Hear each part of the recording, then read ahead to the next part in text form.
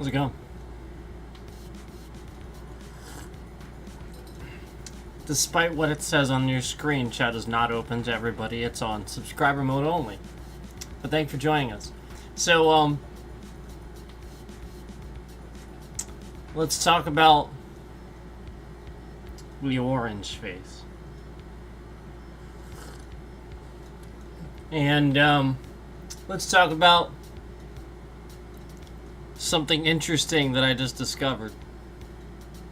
And I think it's gonna... It should paint a picture for you about, you know, what type of a person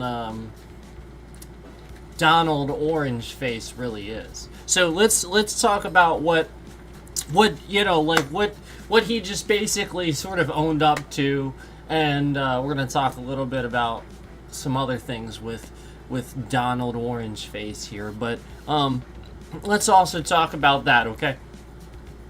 So,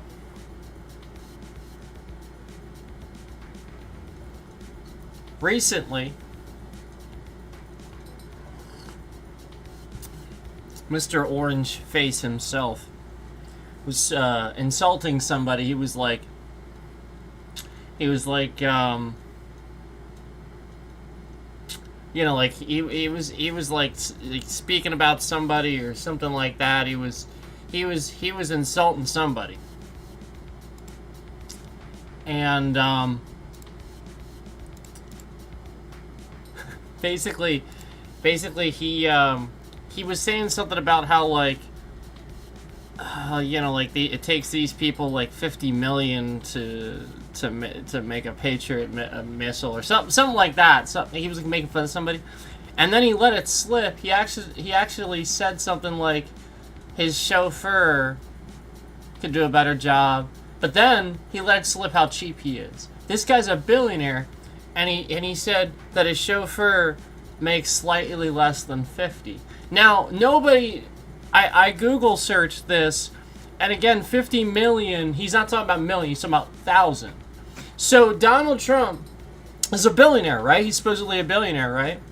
And this is why he sort of stopped talking, I think, a while back and just started insulting Democrats. He let it slip that his chauffeur, that he's cheap, that his chauffeur makes less than 50,000, is what he was talking about. And when you Google search how much a billionaire should pay a chauffeur, Gemini responds with, a chauffeur for a billionaire can earn a significant salary, often starting around 80,000. Starting.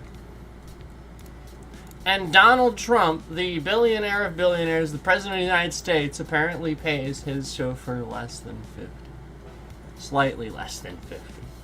We'll give him that. Slightly. Oh, orange face Donald. Oh, cheap Donald. Oh, how you show us your true colors. There's some very white sneaking through that orange.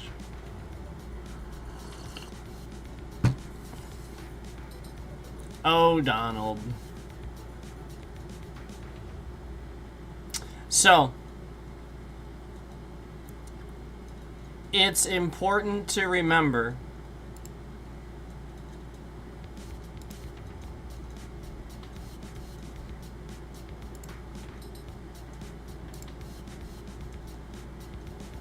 that this is not the first time he was caught in something like this. But again, I assure you he's not talking about 50 million.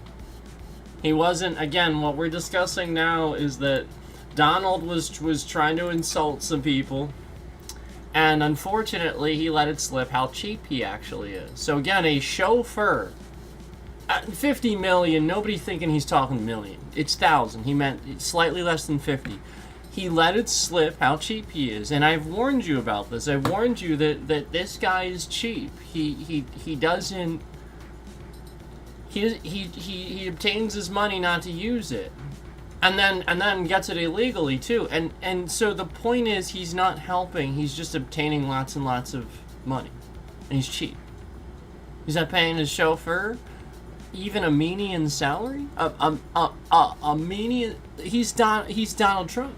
He's orange-faced Donald Trump.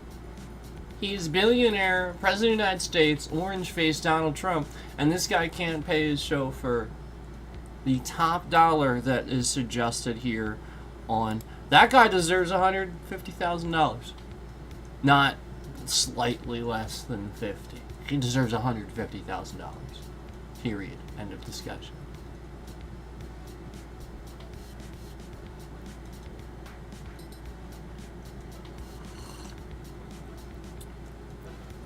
So,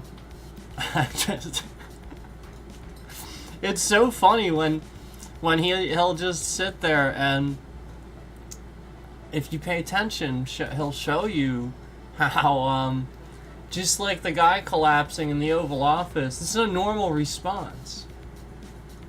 Yeah, again, normal people react and like try to help in some, like they react in some way. He had no, remember everything, and that's an emergency situation. Remember, get my shoes. Remember, the whole point is that everybody reacts differently, so the whole point is in these emergency, very stressful situations, he's thinking about somebody, telling somebody to get his shoes. You're supposed to realize, it's not, like, I get we all have our lives and our situations, yes, but the point you're supposed to realize, he's the guy that's always dictating. That's his concern in that situation, those stressful situations. So yeah, when his cognitive health is in the huge decline, which by the way, I'm not the only one talking about this. There's a lot of other people talking about this. Well, I shouldn't say a lot. There's one other main independent media outlet. We all know who it is, and I don't want to sit here and name drop constantly. So that's not what I'm here to do. But we all know who I'm talking about. And they're not afraid to cover the fact that this guy brags about his getting cognitive tests and stuff like that. So the point is, this guy, he's threatening people that talk about the fact that he's very clearly falling asleep and his health is in decline. The point is that he's actually threatening people that would talk about this. So there is very few people talking about it, and quite frankly, there is more stuff, credible stuff that you can talk about. It's just that you have to realize this speaks to the base, because the point is, this is exactly what he did with Biden. So it's going to work with them. Unfortunately, we have to play this way. You have to play this way, because he did it. Now, don't do it after that. Don't allow it to continue. Don't let the cycle repeat. Say, we're back at square zero. This for this. Don't repeat. Because you can't. If you try to repeat, it gets worse. It evolves into something different. So you want to repeat of maybe this, raging dumpster fire that we've had, but for some reason. But again, it wouldn't be the same. It would be far worse. It would be, because it would escalate. It would justify. People need rights. They need freedoms to say things.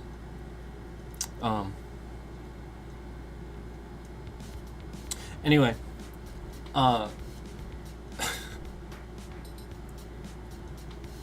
as far as things we've already done to discredit and discuss, let's dive into some stuff. Now, we've done this quite a bit already, but I think it's important.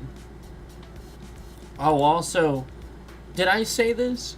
I also Googled, let me tell you this. I also Googled, is there any evidence of,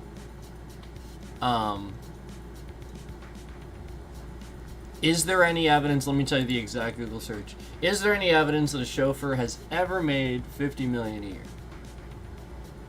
You know, just to make sure he's not saying $50 million based on available data, and there's no evidence a chauffeur employed solely for driving services has ever made $50 million. Again, like the median salary is between 200,000. He's not talking about a million. He's talking about 50,000. He just, again, he thought he was making fun of somebody. Because you don't jump from around the tens of thousands to tens of millions. Like, that's huge. It wouldn't make any sense. So, it's obvious that he let it slip, that he's cheap, and that he pays this person slightly less than 50. And that's the way people talk about it. They say 50, like in tens of thousands. They don't talk about salaries in terms of typically of millions and stuff like that. So anyway, usually $1 million salaries, like we talk about that in terms of years and stuff like that. Usually it's like 3K sort of thing, So anyway, let's dive into some stuff that we've covered, but cover it again.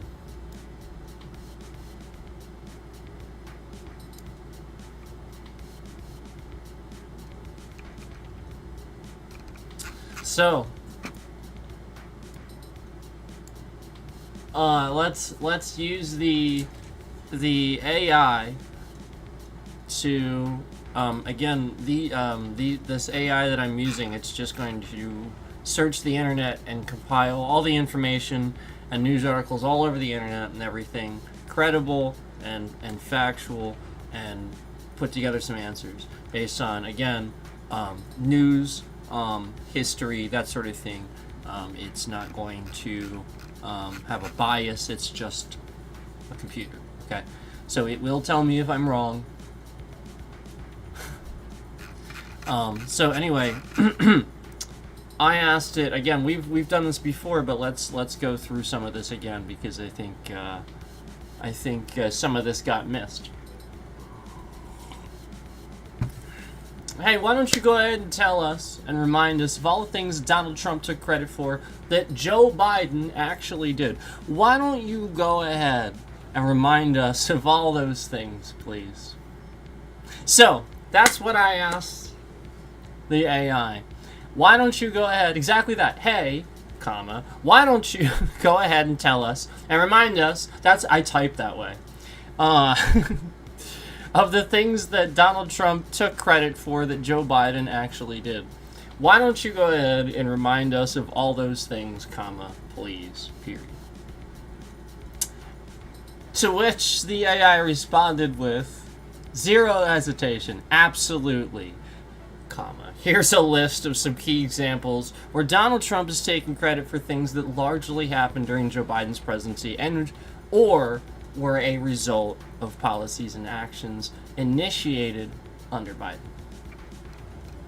1. COVID-19 vaccination distribution. Trump's claim he has repeatedly taken credit for the vaccine rollout. Reality? While Operation Warp Speed helped fund the development of vaccines, the actual mass distribution and logistics of getting shots into arms happened under Biden, who took office in January 2021 when only about 1% of Americans had been fully vaccinated.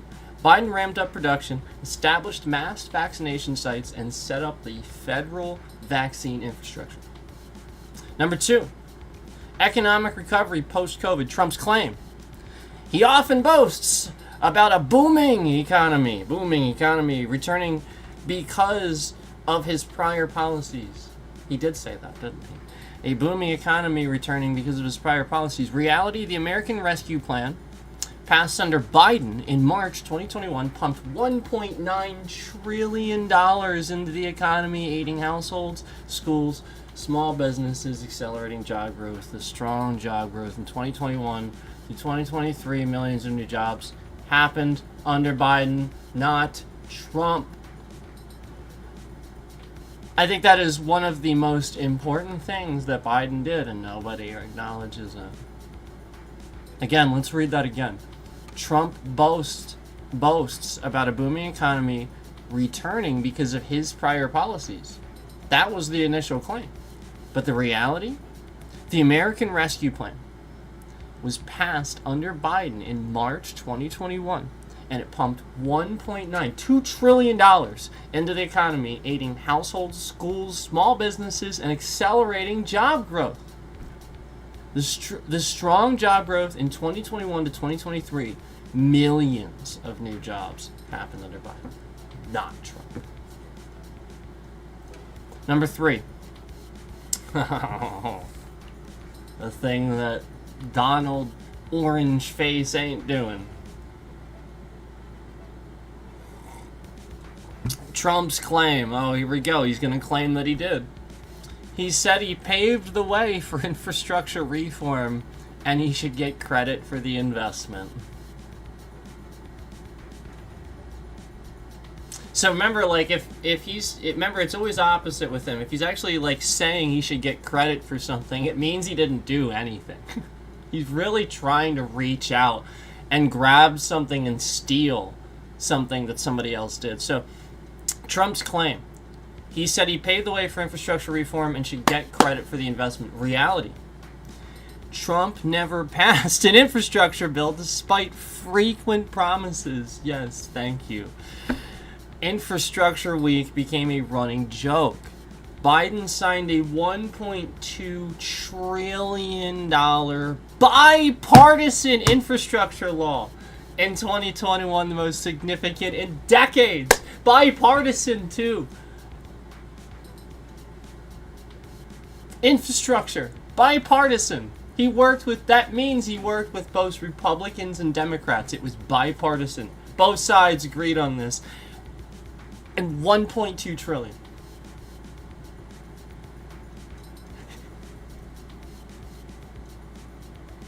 So Biden should get credit for the infrastructure reform is basically the gist of that. Basically, what you should see there is Trump is actually like a screaming child that's all upset that somebody else did something instead of doing it themselves, right? So that's what he is. He's like, hey, Biden did this. Hey, he actually reformed infrastructure, and Trump never does this.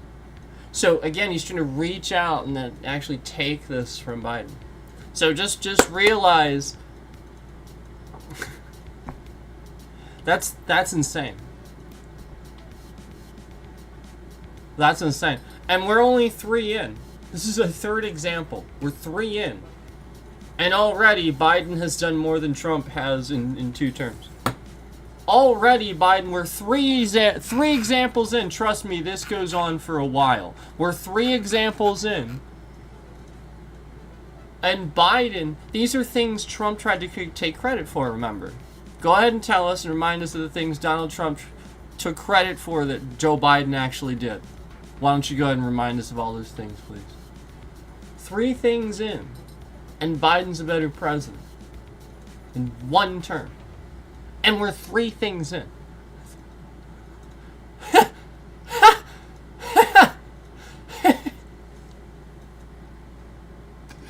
What the hell is wrong with this country?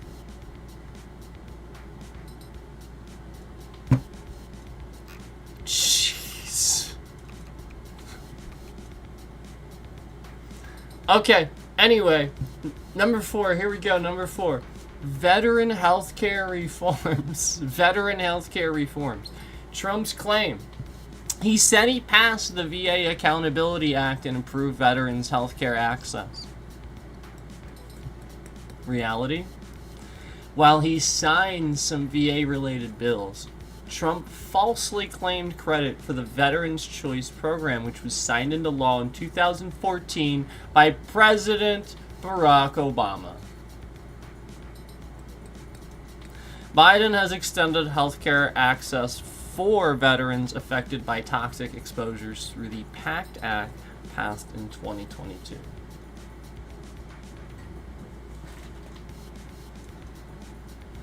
They were so good. This guy, all he did was sit here and try to take credit for everything he couldn't get rid of from these guys. I've been trying to tell you this. They're just scammers. Number 5. Like his old administration, they're just scammers. Number 5, border wall and immigration. Trump's claim. He continues to say he built the wall and had the border secured. Reality. The vast majority of border wall construction was repair or replacement of existing barriers. Much of the wall was not completed. Under Biden, illegal crossings initially rose, but then began dropping with new border policies and diplomatic efforts with Mexico and Central American countries. Now you understand why Trump is single-handedly targeting Venezuela and Mexico and trying to deport all these people. Yeah, they think they're going to a facility here and then they go to El Salvador. Unbelievable. Like, it's all political. It's literally just... Literally, he's actually using people as cannon fodder for his propaganda train. To smear Biden and Obama. Like, how do you not see this? And again, these are factual things. We did this, I don't even know how long. Like, this was a while ago we did this. That I'm pulling this up from. And again, it's just from that when we did it on stream a while ago. So again, we're just up to number 5 here, border wall and immigration. And again, I want to remind you, these are real things that Biden did to impact and help the country, and Trump is trying to take credit for these things. And again, the whole point is border wall and immigration. It's admitting that it under Biden, illegal crossings initially rose. It's admitting that, but then began dropping with new border policies and diplomatic efforts with Mexico and Central America. Oh, now you see. That's where you should read between the lines a little bit and see what's going on. Number 6.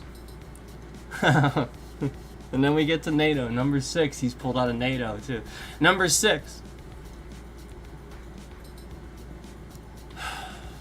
NATO funding and defense spending. Doesn't matter anymore, but Trump's claim. No, it does. It still does. It does. Trump's claim. He says NATO only got stronger and wealthier because he pushed allies to pay up. Let me ask you something. Does that lie sound true now? Like, just hearing everything that's been going on, knowing he did back out, knowing NATO is sort of a good thing. We want that military presence. We want to assist countries for the sake of no world war. That's the point of it. So Trump's claims, he says NATO only got stronger and wealthier because he pushed allies to pay up. Does that sound... Come on. It sounds like all the other stuff that he's been trying to push on you and just making up. So anyway, that's the claim. Reality. Though Trump did pressure NATO allies, Biden rebuilt alliances and strengthened NATO's unity and resolve after Trump had alienated many members. And we know that he's pulled out of it by now. So, post-2021, NATO's cohesion, especially around the Ukraine war, improved significantly under Biden's diplomatic efforts. Post-2021, NATO's cohesion, especially around the Ukraine war, improved significantly under Biden's diplomatic efforts. Again, the only reason that Ukraine is doing as well as they are and stuff like that, again, is exactly that. Biden. As well as Obama did too, was pro NATO, as you should be. So anyway, it's very clear to see, and these are some really good examples.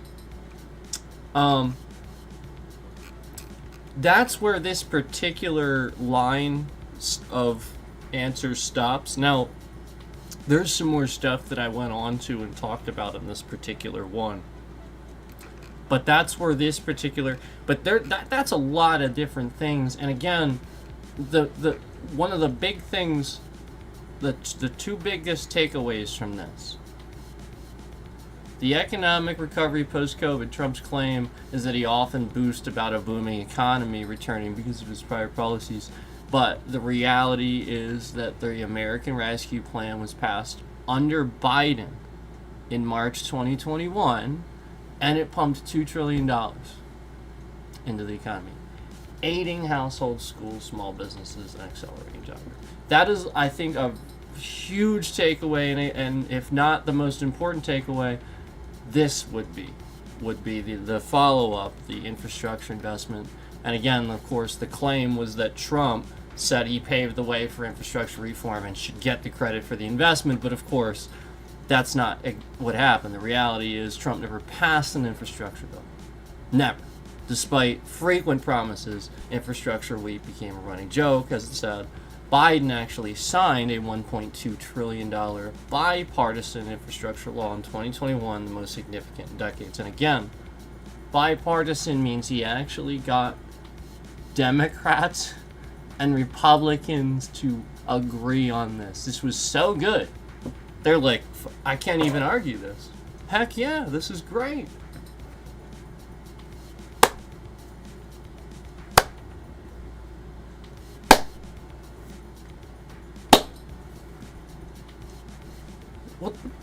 What's wrong? Come on.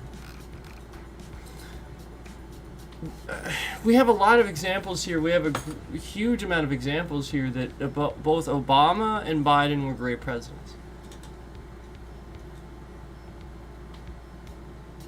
Great. And paved the way for this guy to be great. And he's terrible. He's terrible. And the only bit of greatness that remains is that which he cannot destroy. And so he tries to take credit for it, which is what we're talking about here. So, let's do the original. Why don't you go ahead and tell us some things that Donald Trump took credit for that actually happened under Obama, and everything he inherited because of Obama? Why don't you go ahead and remind us of a good bit of that, please, if you don't mind.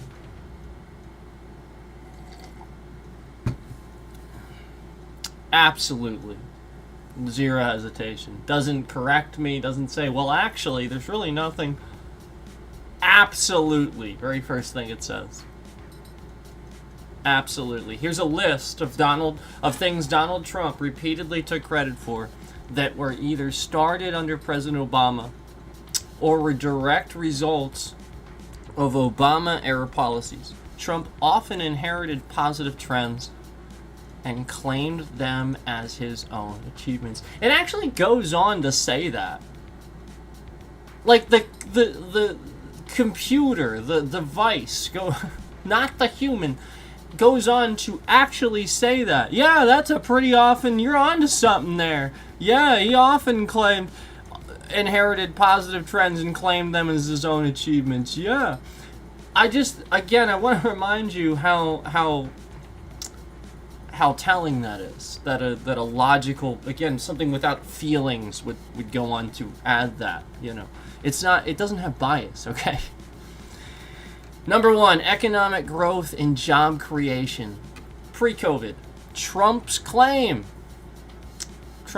So again, I like that it says that. Remember, this is pre-COVID. This is before all that nonsense. Trump's claim. He created a booming economy and record low unemployment. Reality. The economic recovery began under Obama after the 2008 financial crisis. Yeah, because he tried to do everything he could to fix that. Wasn't his fault. The unemployment rate dropped from 10% in 2009 to 4.7% by January 2017 under Obama. I want to remind you of what that just said. The 2008 financial crisis had just happened. The unemployment rate dropped from 10%. Remember, unemployment rate, if it's high, that's bad. That means a lot of people are unemployed. And what is the constant thing you hear about politicians, about how they depend on unemployment rate? So what does Obama do? He comes in and he lowers that. He ain't dependent on that. He doesn't want anything to do with that. He lowers that. He comes in and lowers that again during a financial crisis from 10% in 2009 to 4.7 by 2017. That's incredible. I would be willing to bet that if you sat here with a computer and tried very hard to run the numbers, you would be hard pressed to figure out how to make that happen. I'll bet, even at the time, like the whole point is, even just hearing about that and everything at the time,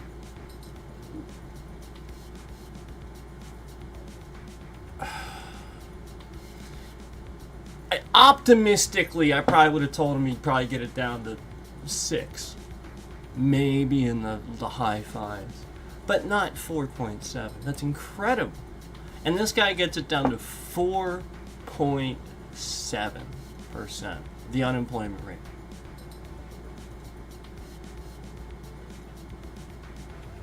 Eight years later.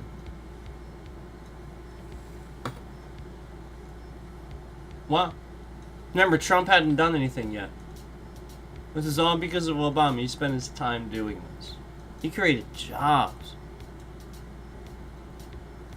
Thanks. Thanks, Obama. Actually, thanks. Yeah. Yeah. Job growth under Obama. 8.9 million jobs added in his second term. 9 million. Maybe just say 9. 9 million jobs added in his second term. Job growth under Trump, about 6.6 million in his first 3 years. So that came from what he inherited from Obama. And it's less. 6.6 versus 9. It means he didn't do anything. It means it kept going because of what Obama had done previously. And he was just starting to do his shit, so it was starting to go down and deplete that. So, and yeah, it marks, again, slower than Obama's pace. About 6.6 million in his first 3 years, slower than Obama's pace. So again, he's doing that. The only job growth he got from his first term was inherited from Obama. Okay? So again, having Biden in office actually sort of kind of between his election actually kind of made him look really good. It did. It kind of made him look really freaking good. So anyway, this is the point. This is what he does. He just takes credit for what they're doing. So anyway, number 2, stock market rise. Trump's claim. The market never grew until he took office. Oh, just never. Never. It never grew. Just never in history, ever. Is Trump's claim. Again, the market never grew until he took office. Wow. Oh. Well, then how'd you build your empire in the first place? What the hell?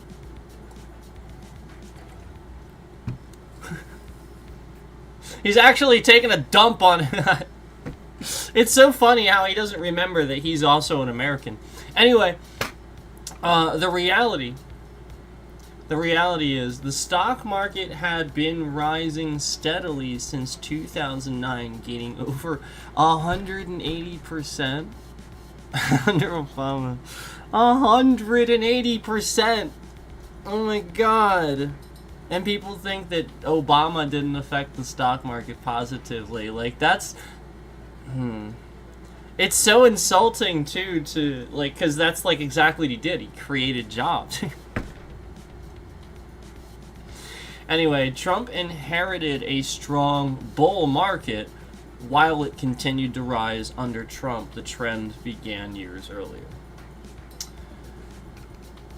Number 3, declining illegal immigration. Remember, these are things, again, that Trump tries to take credit for that Obama actually did. That's what we're going through here. So number 3 is a declining illegal immigration. Interesting. Trump's claim, his tough stance curbed illegal immigration.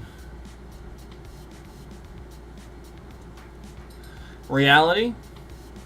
Illegal border crossings were at a 40-year low by 2015-2016 during Obama's administration.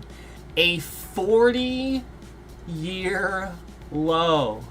Holy shit. 40 years. A 40-year low. Under Obama. So Obama took care of illegal immigration. Border crossings were at a 40-year low. The facts. Literally, it's a fact. Reality. Illegal border crossings were at a 40-year low by 2015-2016 during Obama's administration. Obama deported more people in his first term than Trump did. So what is he doing now? He's trying to just deport just all these people to try to make it. I remember this is something we went over on stream. Remember how I told you he's just watching my streams? Remember that? I remember I told you about the Vanilla Ice Ninja Turtles thing. I mentioned that. Like this very obscure scene in a movie. And it's like he had to throw it in his one party that he had, or whatever the hell that was that he did, where I heard about him having Vanilla Ice and Ninja Turtles. And I'm like, that is really obscure. Okay, that's like the 20,000th thing that I said on stream that is like a really random, obscure thing that he did. Like, that is really random. Like, again, I said this on stream not that long ago, and then he does it very... I mean, come on, how many times is he going to do something like that where it's kind of obvious that this is what he does? He scams. And then he watches the person that might be like the smartest rival, or I guess something like that. Maybe he's determined, who those people are and stuff like that, and it's just insane. But that's what he's doing to, again, like all these again, he can't even run a third time. So why is he doing this? Why is he sitting here removing Secret Service protection for past presidents? Come on, man. We all agree that you don't harm the president or the past president. We agree on that, right? He kidnapped Maduro and then said this too. He kidnapped Maduro and said this too. So if he wants that, he needs to continue to give that to them. If he wants that, he needs to continue to give that to them. Because that's not fair. And he kidnaps this dictator of another country, and remember, the whole point is this is supposed to be against drugs or something like that. What does this have to... What? No, this is a crazy old man, is what this is. It's crazy old man syndrome. It's orange face syndrome. like the orange crap. Remember, I told you guys. I've tried to tell you this. Look, and maybe this is. I don't know. Maybe it is actually affected. I don't know. But I'll be honest with you. Anything that you put on your face, that is getting in your eyes. It's getting in it. It gets in your system. Okay? It's there. It's here. That's you. Don't put crap on your face. Don't do it. It's like we're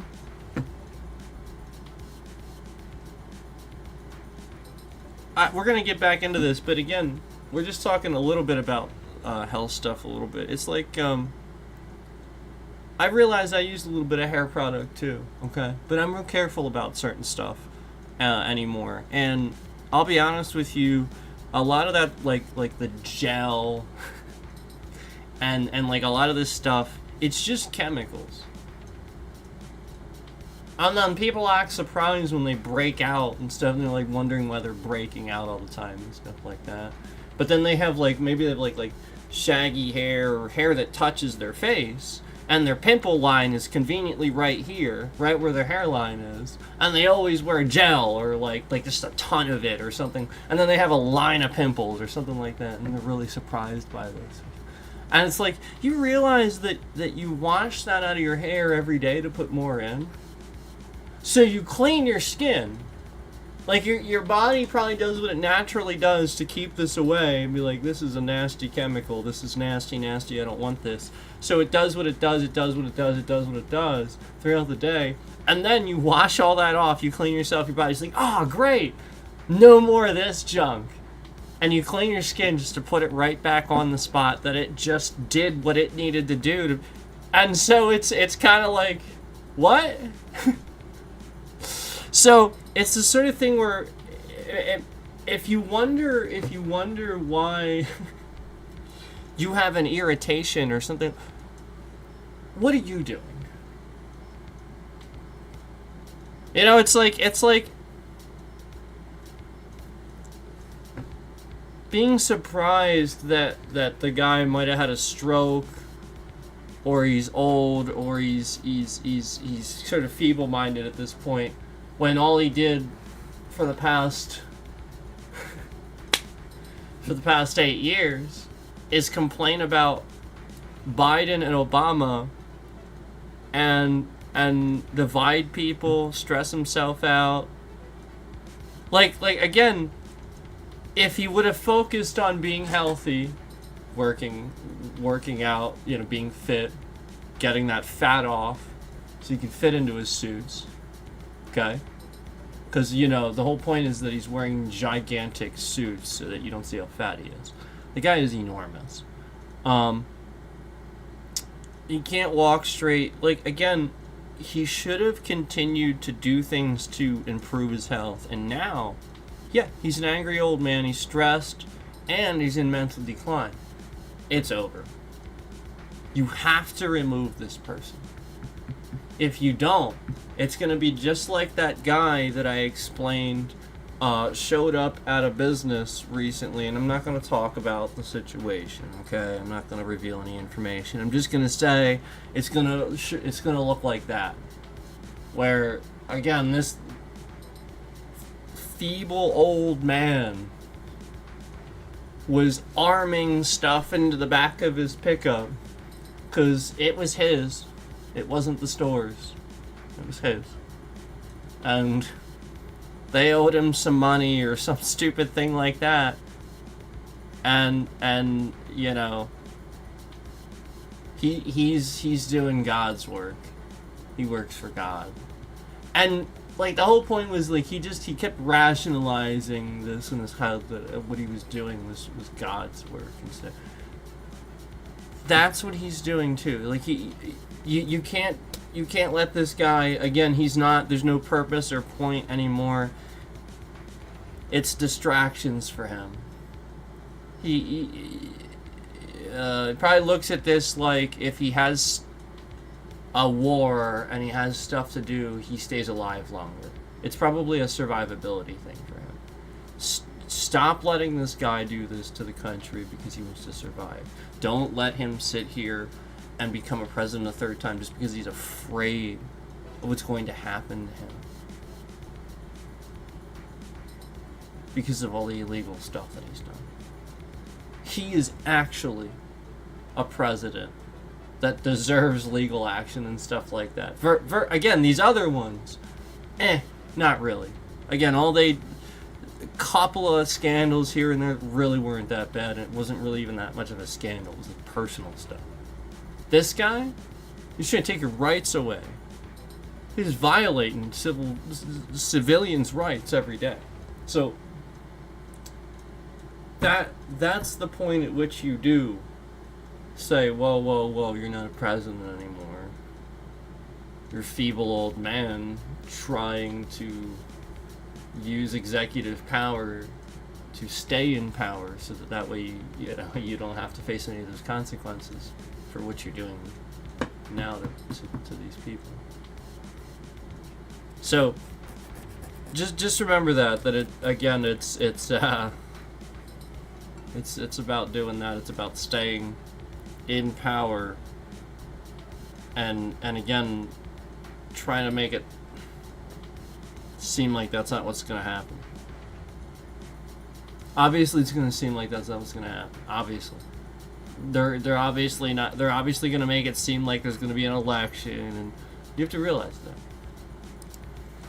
So anyway, let's move on. Again, these are things. We've only gotten to number 3 here, and I interrupted myself to give a little speech there. Why? I asked it. I said, again, this is from information. We did this a while ago, but we're just talking about this again. Why don't you go ahead and tell us some things that Donald Trump took credit for that actually happened under Obama and everything he inherited because of Obama? Why don't you go ahead and remind us a good bit of that, please, if you don't mind. And again, we are on number 3, declining illegal immigration. The reality is that illegal border crossings were at a 40-year low under Obama by 2015, 2016. A 40-year low. So you gotta give that man credit for what he did. He really did deport illegals. What you're seeing now is not how it's done. 40-year low. So why is this happening? Just like crime was down in D.C. They tried to tell you that. The police even tried to tell you that. And you're just like, nope, believe Trump. Number 4. Trade deficit trends. Oh boy. Those tariffs. Trump's claim he was the first to challenge bad trade deals. Oh God. What a claim. So Trump claims that he was the first to challenge bad trade deals. Reality? This is why he was trying to do this. Obama renegotiated TPP and NAFTA related agreements, though Trump scrapped TPP and rebranded NAFTA and USMCA, which was largely built on Obama's groundwork. Trump claimed massive wins, but many of the core trade provisions stayed the same. So again, yeah, like Obama, Obama renegotiated TPP and NAFTA related agreements. Period. Obama renegotiated that. Trump scrapped what he did here with TPP and rebranded NAFTA as USMCA. So that's the confusion. He rebranded these things as the USMCA, and so that way it's his name on that, and you don't realize that Obama did these things and renegotiated the trade agreements. Trump claimed massive wins, but many of the core trade provisions stayed the same. Number 5, veterans and military reforms. We talked about this a little bit already. With the thing that Biden did, that he tried to or I'm sorry, that Obama did, that he tried to take credit for when we were talking about Biden. And this is what's going to mention again. Trump's claim he fixed the VA and created Veterans Choice. No. Reality, the Veterans Choice Act was signed by Obama in 2014 in response to the VA scandal. Trump later expanded it, but falsely claimed credit for creating it. Obama did this. Clean energy jobs. Trump's claim. He boosted energy independence and jobs. Reality? So again, Trump's claim is that he boosted energy independence. Okay, so like the things that he's saying are causing cancer, like the wind farms and stuff. He's trying to claim that he boosted independent energy, all while saying that. So again, that's what he's trying to claim. Reality, under Obama, domestic oil production doubled. Domestic. Here. Domestic oil production doubled between 2008 and 2016. Wind and solar industries surged, supported by federal investment. That was a big one, especially solar.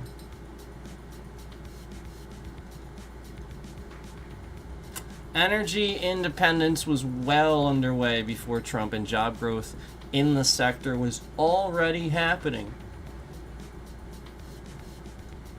So again, all this was Obama.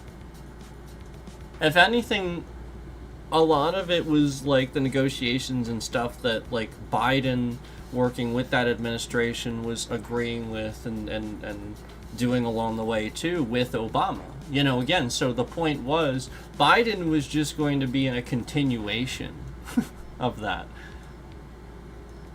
That's all, for the most part. Okay, so number 7. Deficit reduction. Trump's claim. He reduced the deficit. That's just hilarious. Trump's claim is that he reduced the deficit. Yeah. Yeah. We believe that now, don't we? We totally do. Reality. The federal deficit was cut by more than half under Obama after peaking during the financial crisis. What the hell? He cut the deficit? What the heck?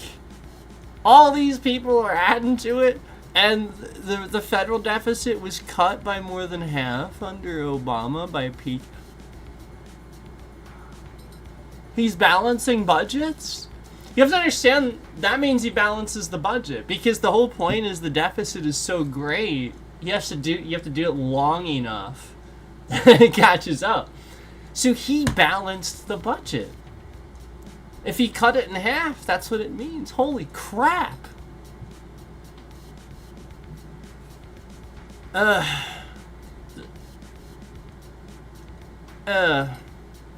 Trump's 2017 tax cuts for corporations and the wealthy exploded the deficit again long before COVID hit. Yeah.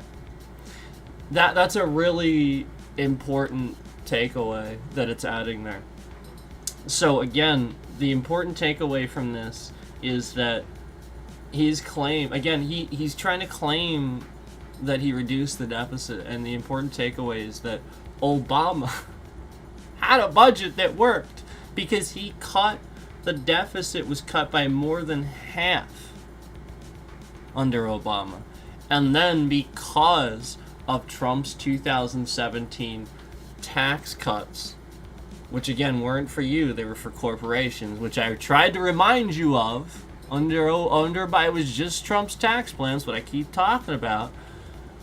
And Trump's, again, his 2017 tax cuts for corporations and the wealthy exploded the deficit again. Because the point is, those people are hoarding money. They have to pay their fair share. They're paying less than percentage than you. So I've done. All right, let's explain this again in percentages. We're going to go to the next one, but let's explain this again in percentages. It'd be like if, when you go to the grocery store, if they divided you in lines, by how much income you had. And this line was, if you're wealthy and you look wealthy and you make over a certain amount, you go in this line. And then if you're medium wealth, you go in this line. And this line, for medium wealth people, you are going to pay more taxes. You're going to have the same things. You'll have exactly the same things. You'll look at the guy next to you, he'll have the same things, and they'll add it all up and it'll be the same total, except now, being medium class, your total is more. Your bill is actually more than his, because you had a higher tax percentage. You had the same things on, everything cost the same, but at the end you can see your percentage is higher, so it's a higher tax rate for you. Does that make sense? So if he makes more money, and that guy's pulling in frickin' millions and millions and millions, and he pays less in taxes, so like going to the grocery store and buying the same shit, but he pays less just because he makes millions? What the fuck? That's how backwards it is. The rich people pay less. And they can pay more. They can, trust me, they can. And they should. So, the Republicans, this has been a problem with them, where they consistently want to give way more money to the wealthy. And this is what we've been trying to tell you. Independents, Democrats, anybody that is speaking out against that, so we're trying to do. Some Republicans are even trying to tell you. Okay? So I really wanted to take that time to kind of explain that we're not talking about taxing them even necessarily a higher percentage, which eventually probably should happen. We're talking about the fact that they're not even paying the same percentage anymore. It's less. So, I mean, when you get a paycheck and it's more money, do more taxes come out? Yes. Because it's a percentage. You got more, so therefore more of a percentage comes out. So if you're rich, you just have to be rich and less money comes out. That's how this country's been working. It's been rewarding people that are freaking rich. And then the middle class struggles and struggles. And meanwhile, these rich people, they got a guy for this, they got a guy for this, they got a guy for this. They don't even do their own babysitting. Yeah. And their babysitter's probably middle class. But then again, the whole point is these folks are on top of the world. They don't gotta worry about shit. And they think they work so hard. That's what you gotta realize about what's actually happening in this country.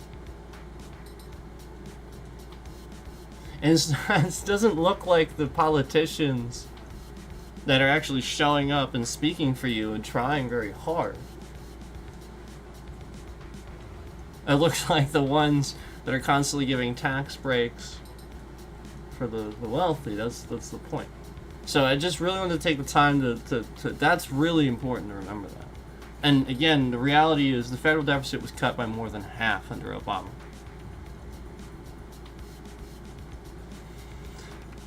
Number 8, auto industry rescue. Trump's claim he saved the American auto industry. Remember when he said that? I actually do remember that. Yeah, nobody let him have that one. I think even his base was like, no, we remember Obama doing that. That was we do remember that. Because even they were like, nah. Some of them were like, no, if they deserve to go under, let them go. You know, because that was the whole point. It's like, no, I'm glad he did that. That was a smart move. The reality, the bailout recovery of GM Chrysler and parts of the auto sector happened under Obama in 2009, with job recovery in the industry well underway by the time Trump took office. And that was a lot of it. It was about the fact that stuff like this was happening and was doing things to jobs. So, you know, why not help the auto industry all while helping jobs? Sounds like a win-win to me. Sounds like a really smart guy. So anyway, that is the last of the Obama stuff. So again, we started with stuff that Trump tried to take credit for that Biden actually did. And all you have to do is look it up and you just see this is just clearly stuff Biden did. And then we talked about stuff that, you know, Obama did that he tried to take credit for. And again, it's very accurate, very credible information. It's not trying to sit here and pick like one-off things he said. It's actually picking real, credible things that you can find that he said that he repetitively tried to take credit for that Obama did. And I think it did a really good job of finding repetitive things here that he tried to take credit for.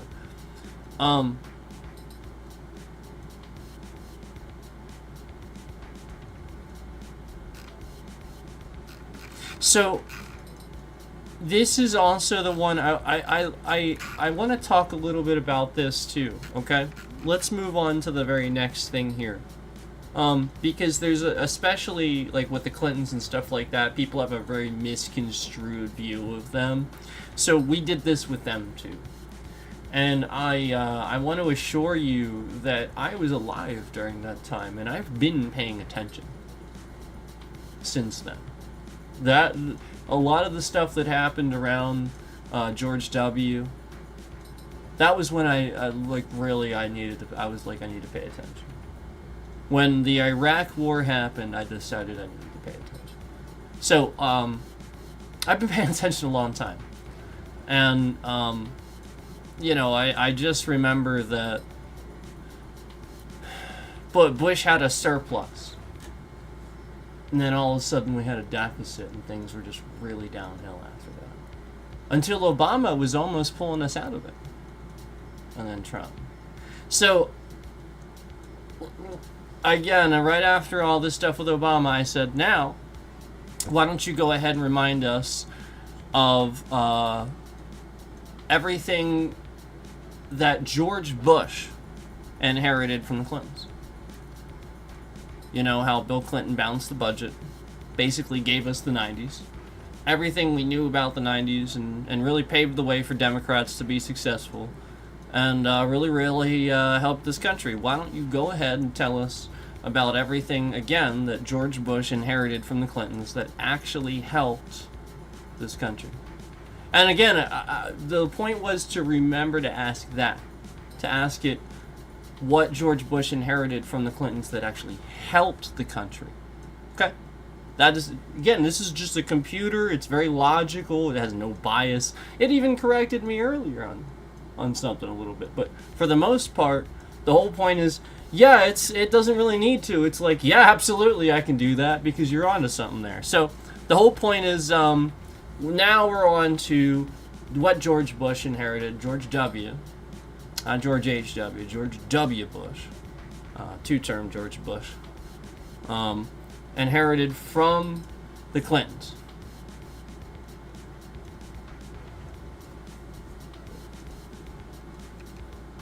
Absolutely. The first response, absolutely. Let's walk through what George W. Bush, and remember, George W. was the president during 9/11.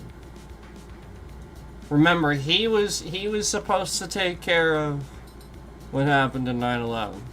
Remember, Obama shouldn't have had to take care of bin Laden, yet he did. George W. should have taken care of that. I want to remind you of that. Okay. Anyway, absolutely, let's walk through what George W. Bush inherited from President Bill Clinton, especially in terms of the booming 1990s economy, balanced budgets, and long-term policy foundations that benefited the country before being reversed under or undermined in the early 2000s. I want you to look at the like button, how the likes were at a certain number and now they're slowly coming off. Now that we're talking negative about George W., I want you to notice that. This has been a recurring pattern on the channel with the people that are doing this. They seem to do this when I speak negatively about Republicans and stuff like that. I want you to notice that as a pattern. I want you to notice that. I find that very interesting. And remember how I talked about how Republicans are the ones with all of the scam texts? Or again, I've never gotten a scam text about, you know, stop the Republicans from doing this. Never once. But I get all kinds of scam bullshit text messages that would get me hacked if I clicked them. And trust me, they're coming from the Republicans. So I want to remind you of who's actually the scammers in this country and who's doing that and where that's coming from. And just putting that out there. Okay. They're sitting here as soon as people would actually like the stream, they have all of those likes on there to remove them. So the whole point is, I'm about to sit here and talk about the thing you all want to hear. You want to hear how Bill Clinton and the Clintons actually paved the way. You want to hear me talk about this because this is true. Nobody talks about this. Nobody gives them the credit they deserve. But I do. And it's the truth. And I have the balls to fucking say it. And nobody else does. That's why they're doing that. And people are actually liking it too. They're like, nobody's saying this. Why is nobody saying this? It's true. You look it up and it's true. So why isn't anybody saying it? Somebody has the fucking balls to say it. I don't give a shit. This is the truth. So, I don't understand what this whole conspiracy is surrounding the Clintons, but I'm willing to bet a CIA or NSA agent has their job staked on it and lied.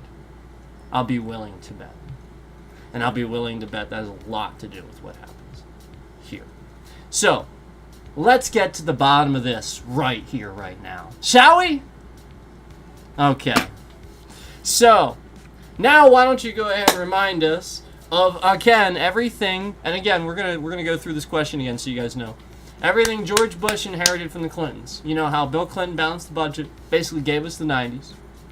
Everything we know about the 90s really paved the way for Democrats to be successful and really, really helped this country. Why don't you go ahead and tell us about everything, again, that George W. Bush inherited from the Clintons that actually helped this country? Absolutely. Let's walk through what George W. Bush inherited from President Bill Clinton, especially in terms of the booming 1990s economy, balanced budgets, and long-term policy foundations that benefited the country before being reversed or undermined in the early 2000s. Oh, wow! Reversed or undermined. Oh, wow. Oh, wow. Number one. And remember, I don't put a lot of it on George W. I put a lot of it on Cheney and the crooked, slimy other Republicans in there. He was very inexperienced. So don't put a lot of it on him. Okay? I think he's an ethical person. He's just very inexperienced in the position. Just realize that. Okay? Number one. A record budget surplus. So remember, this is what George W. Bush inherited from the Clintons. And the Clintons, they did create a surplus. They balanced the budget. Clinton turned $290 billion deficit in 1992 into a $236 billion surplus by 2000, the largest in U.S. history at the time. The U.S. had 4 straight years of budget surpluses, 1998 to 2001. Gee, I wonder why the 80s... Yeah, I just knocked something over. I wonder why the 80s and the 90s, the early 90s and the late 90s, early 2000s were so amazing. Gee, I wonder why. Oh, right. 4 straight years of budget surpluses from 1998 to 2001.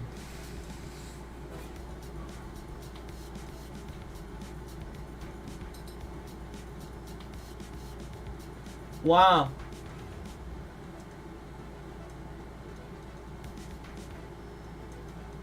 Wow. 4 years of budget surpluses. Wow. Wow, the Clintons created a surplus. Bush inherited that surplus, but by the end of his presidency, due to tax cuts, wars, and the 2008 recession, the U.S. was running a $1.4 trillion deficit. That's when we went into the trillions, was the Bush administration. The guy that got his fucking iPod hacked. The guy that, when we got attacked on September 11th, 2001, promised we would never forget, and then destroyed Iraq for no reason whatsoever, all while not stopping bin Laden. Wow. And he gave us a $1.5 trillion deficit. And again, this is the first time we've hit the trillions. And he made it happen.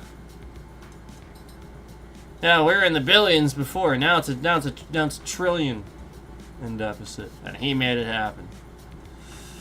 Number 2, robust economic growth. Clinton's legacy, the 1990s saw sustained GDP growth, low inflation, and steady job creation. So again, the 1990s, the Clinton legacy, saw sustained GDP growth, which again is what we're seeing. Again, that's when you create that budget surplus. Low inflation and steady job creation. Over 22 million jobs. 22 million jobs were added during Clinton's 8 years. 22 million. Holy shit. Holy shit. 20. That is a lot. One of the most successful job growth periods in U.S. history. Bush inheritance. Bush took office during a historically strong economy, but recessions followed in both 2001 and 2008, with job growth stagnation during much of his presidency. Gee, I wonder why. You're starting to recognize a certain Republican influence that benefits the rich and hurts you. Number 3, low unemployment. Clinton's legacy, unemployment fell from 7.3 in 1993 to just 3.9 by the end of Clinton's term. Holy crap. That's really low. 3.9. Bush inheritance. He inherited a tight labor market and strong wages, but unemployment rose during the 2001 recession and spiked again with the 2008 financial crisis. And remember, that was the whole point. Obama came into office during the matter of national security. Like he had a real financial crisis and matter of national security to deal with. Because you know, I mean, we had that recession, we had that financial crisis too. We had you know, the war to deal with. We still hadn't dealt with bin Laden. That was lingering. And we had this, it was bad.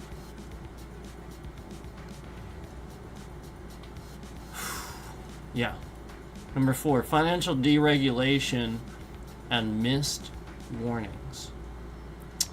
Clinton's mixed legacy. Clinton supported some financial deregulation, like the repeal of Glass-Steagall. I don't know what that is.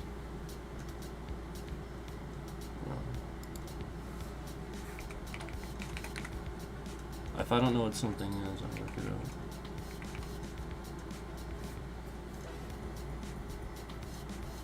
Oh, yeah, I know. Okay, I remember. Okay. It's the Banking Act.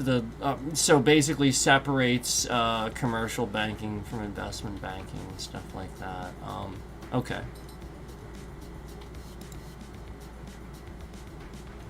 So the funny thing is, they warned about things like that and supported deregulating things that would take advantage of you like that, all while Bush inherited that and expanded on it. Interesting.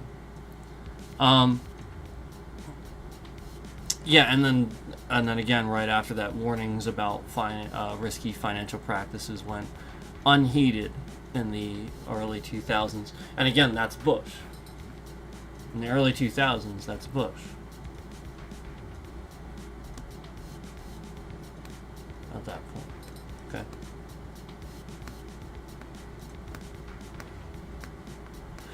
Bush's role: rather than tightening regulation, Bush pushed for further deregulation, helping set the stage for the 2008 financial collapse. Yep. No, it was caused. Yeah, I mean, like, it was his fault for sure. And it was very propaganda, very politicized. Like, if you said that to anybody that supported the other side at the time, they would just become irate and immediately blame Democrats, just like now.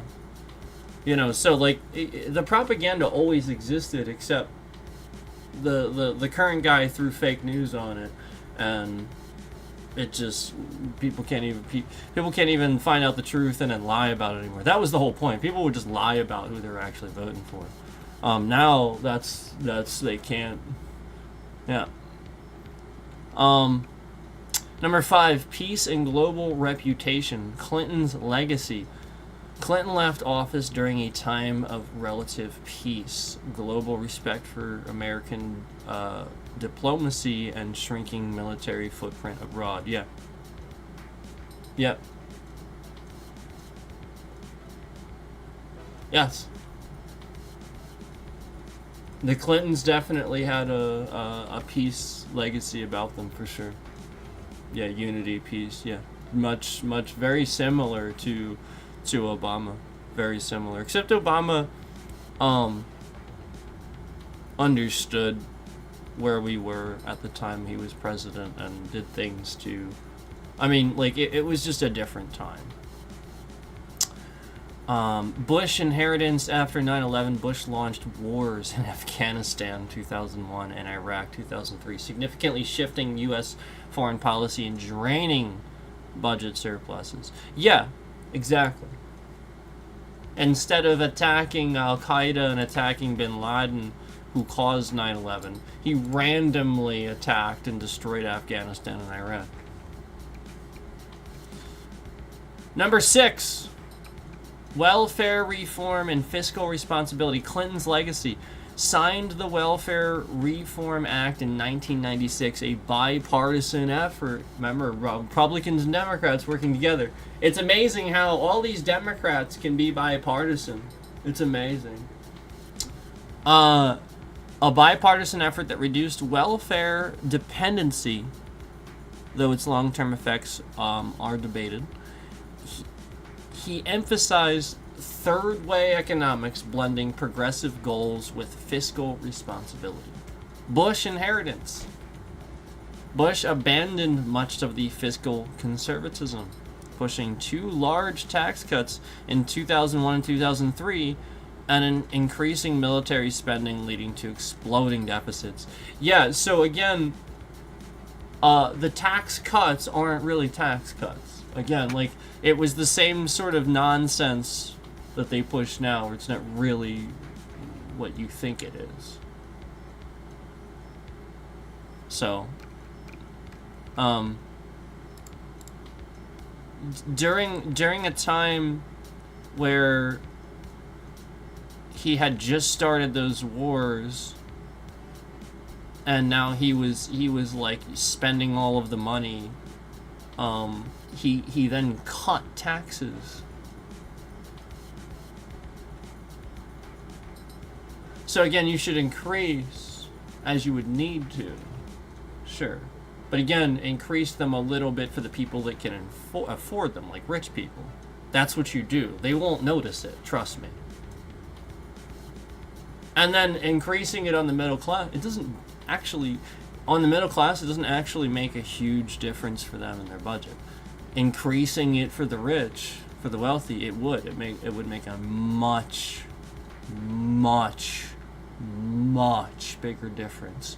Increasing it for the wealthy even a little bit. But the middle class, it doesn't make a huge difference. It really doesn't. That's why they have to keep doing that.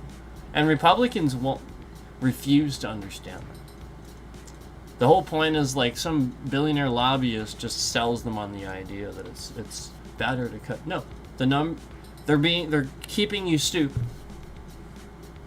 Mathematically, that is not the case. It will never be the case. Physically, mathematically, it is not the case. That is incalculable, wrong, incorrect. Run the simulations as many times as you want. You have rich people and you have a middle class.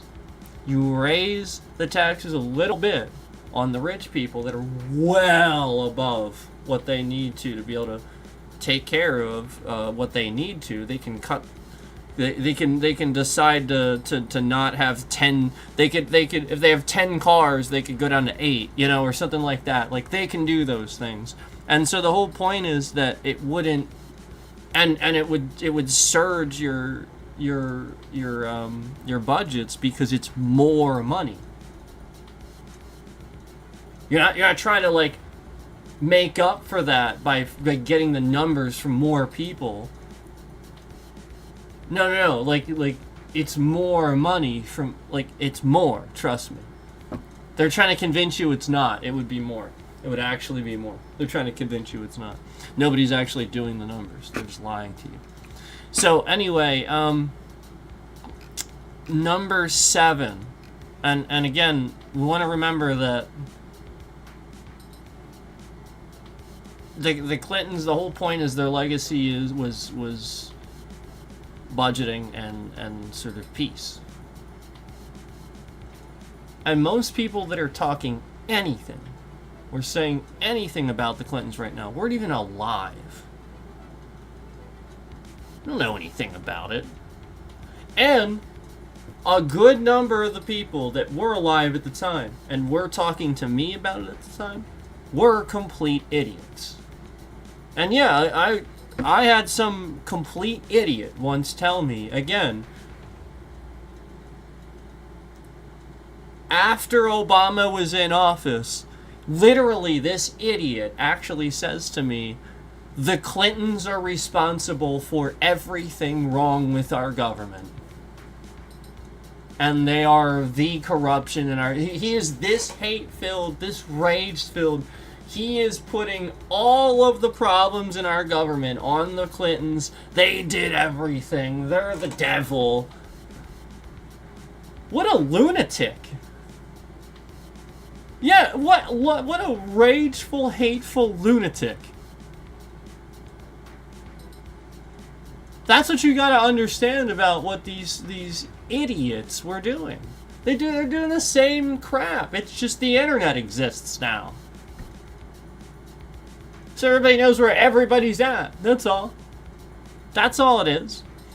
So you can't allow your opinions to be affected by these people that never knew anything. They never paid attention. And quite frankly, half the time probably aren't even really that good at the trade or whatever they're doing too.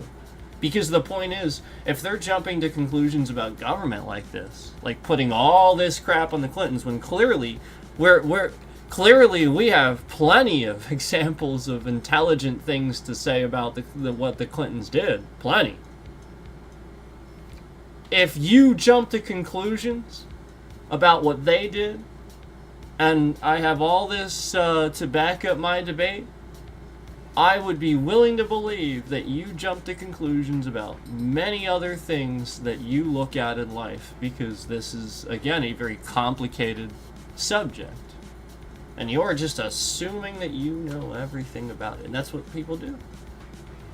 Just because they don't want to be wrong. They don't want to look stupid or sound stupid. So, just remind yourself that this is exactly those same people that were doing this way back then. They're just worse. So,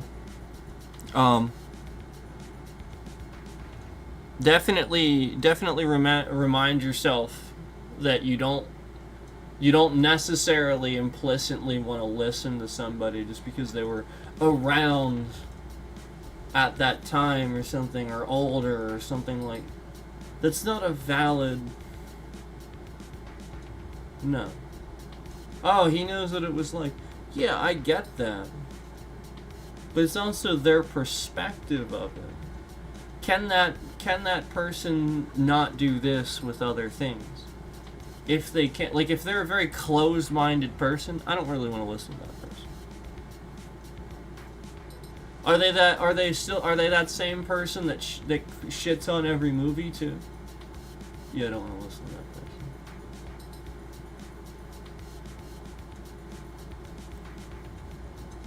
I know, like that, but that's what you should realize is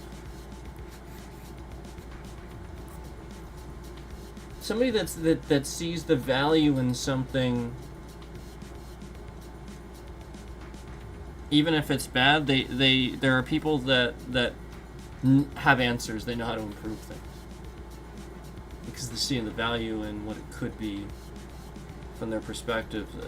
Maybe they can improve it. I don't want people having anything to do with the country or really much of anything if they have this tunnel vision, because again, they don't see how to improve things. They just keep things how they are. If anything, dumb them down and make them stupid. So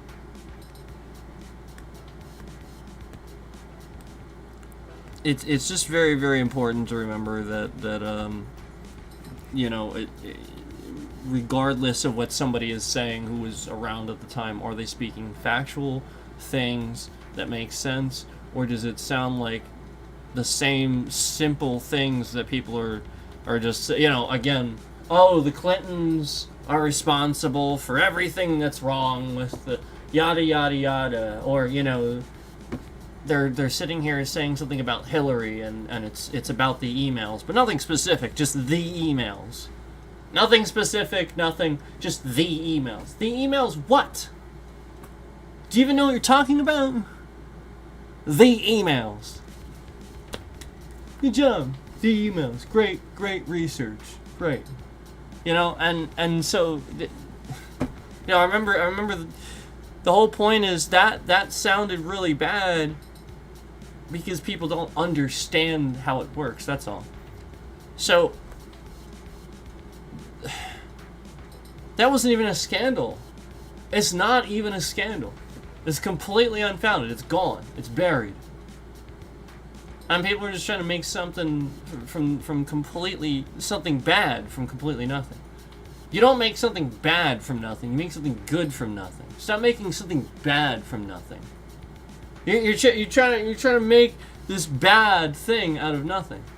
Again, nothing. There's nothing. It was unfounded. Nothing. The emails. Nothing. What? You don't know what you're talking about. Stop it already. You gonna talk about Bill Clinton's Monica Lewinsky thing? I don't care.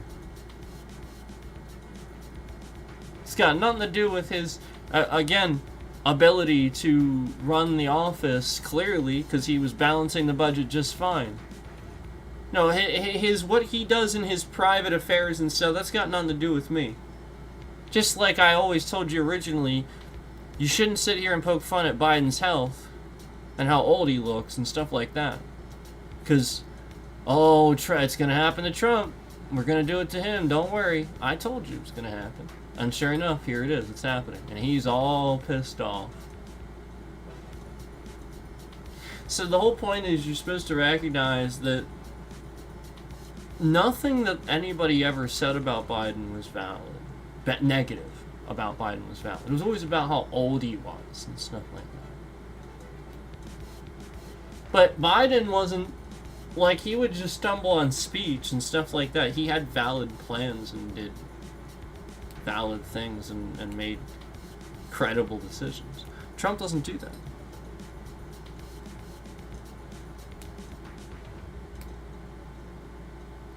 He brags about like taking multiple cognitive exams and stuff like that. So you can tell me what. Again, he was like talking about how he could decide if there was a. He was like, if there's a tiger and an elephant, and a giraffe, you gotta be able to tell which one the elephant is and stuff like that. Like, just.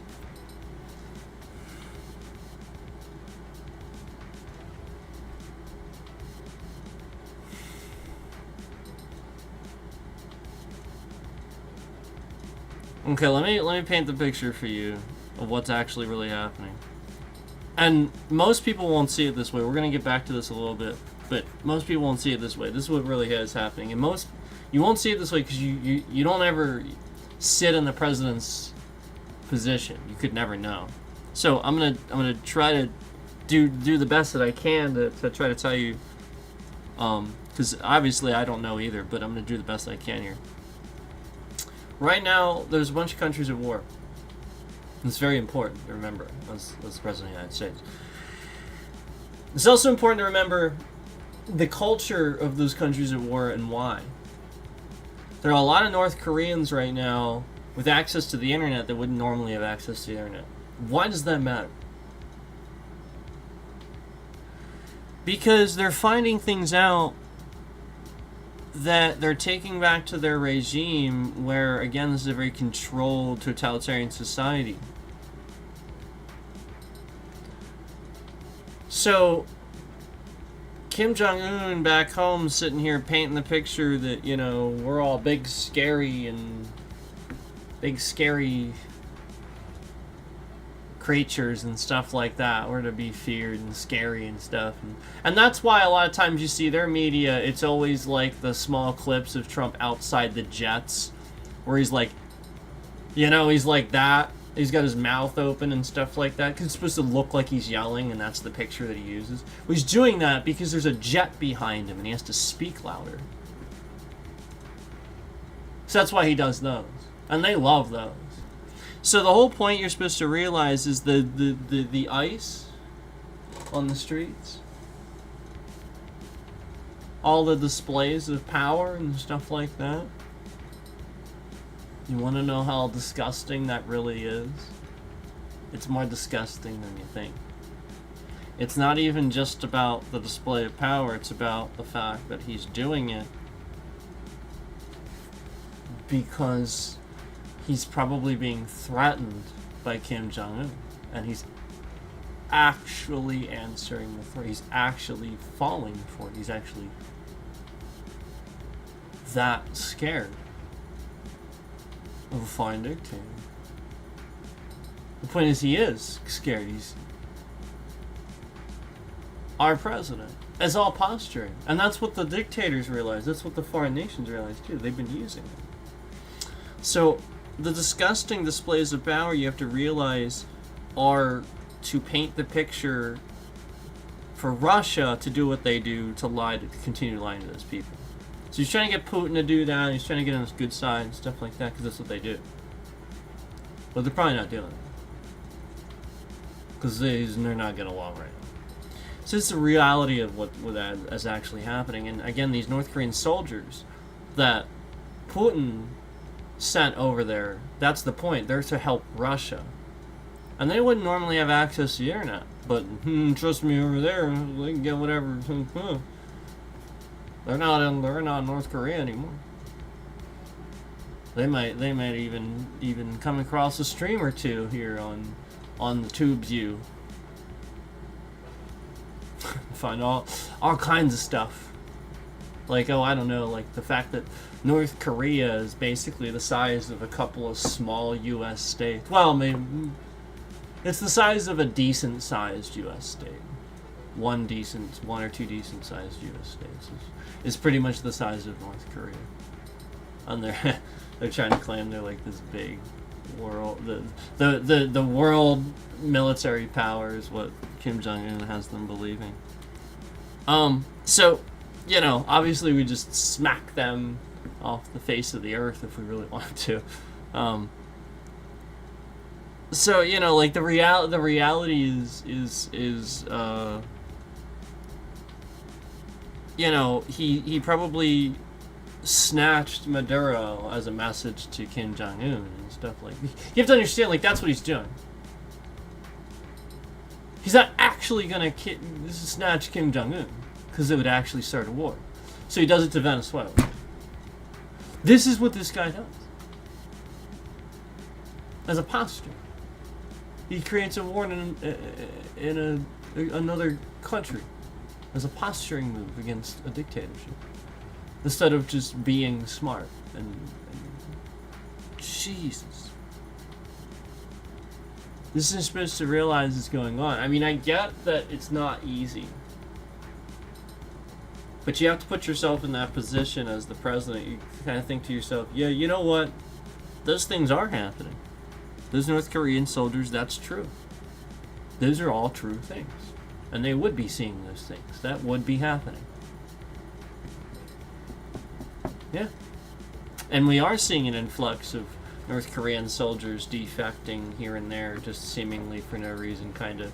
Well, there's a reason, but we don't usually know the reason. Usually they sort of, it's usually like, well, it would be good not to talk about that.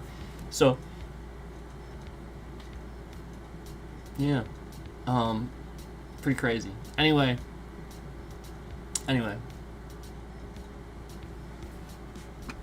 Let's get back into the summary about what the Clintons did.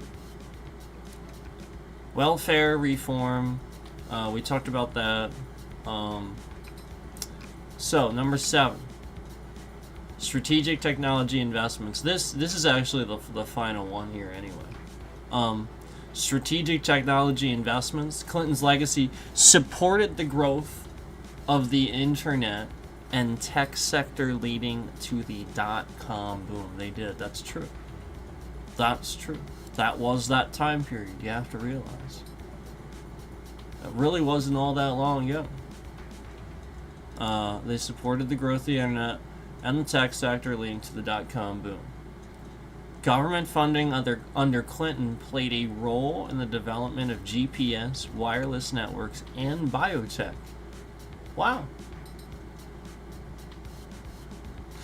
Bush inheritance. While the tech sector faced the .com crash in 2000. Oh, wow. Remember Bush also had like his iPod hacked, right? The digital infrastructure Clinton supported laid the foundation for the tech-driven economy we know today. Yes, it did. So, in summary, George W. Bush inherited from the Clintons. George W. Bush inherited a booming economy, a budget surplus, low unemployment, global goodwill, domestic peace and stability, and technological momentum. Many of these gains were dismantled or reversed during the Bush years, leading to massive deficits, 2 long wars, a housing bubble and financial collapse, and job losses and rising inequality. So when we can sit here and we can deduce all these things and we know this does this, why the fuck is any president or any Republican doing anything except what we know works? To lie to you. To lie.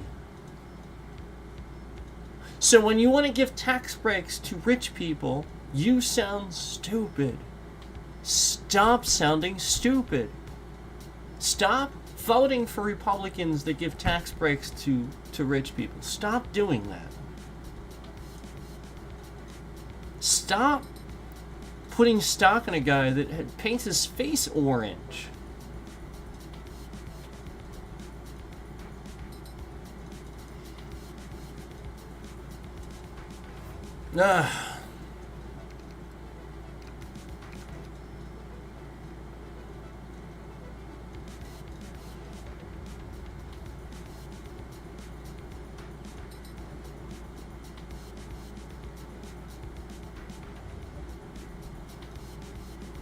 So what I did with the AI after that, I said this to the AI. I said, so it's almost like you're saying that all the historians and all the academics and all the smart people that have been saying that Trump is bad over the years and that he's just taking credit for everything the Democrats do and brainwashing them into actually believing that he did all the things that the Democrats did.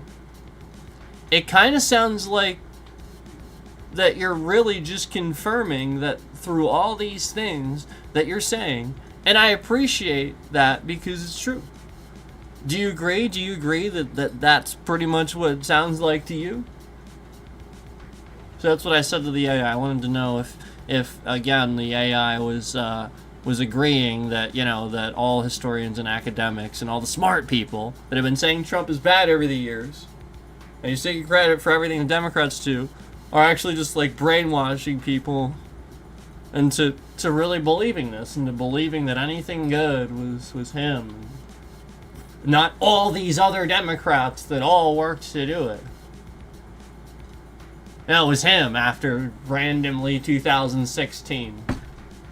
After he's in office in 2017 and on and stuff. Just somehow he did all the stuff that the Clintons did back there and paved the way and all. Yeah, somehow. So the whole point is, I'm saying to it that basically it's agreeing that all the historians and academics and all the smart people have been saying that Trump is bad over the years. And he's just taking credit for everything the Democrats do. And it kind of sounds like you're just confirming through all these things that you're saying. And it says, yes. That's a fair and accurate takeaway. Yes. What you're describing is exactly what many historians, economists, and political scientists... Oh, political scientists! Oh, that's right! They exist! Because it's a fucking science! You're not a political... You don't know jack squat! You sit and watch Fox News. All the political scientists have been pointing out for years, Trump has consistently taken credit for successes that were largely the result of Democratic leadership, especially from Obama and Biden, and in many cases, even Clinton.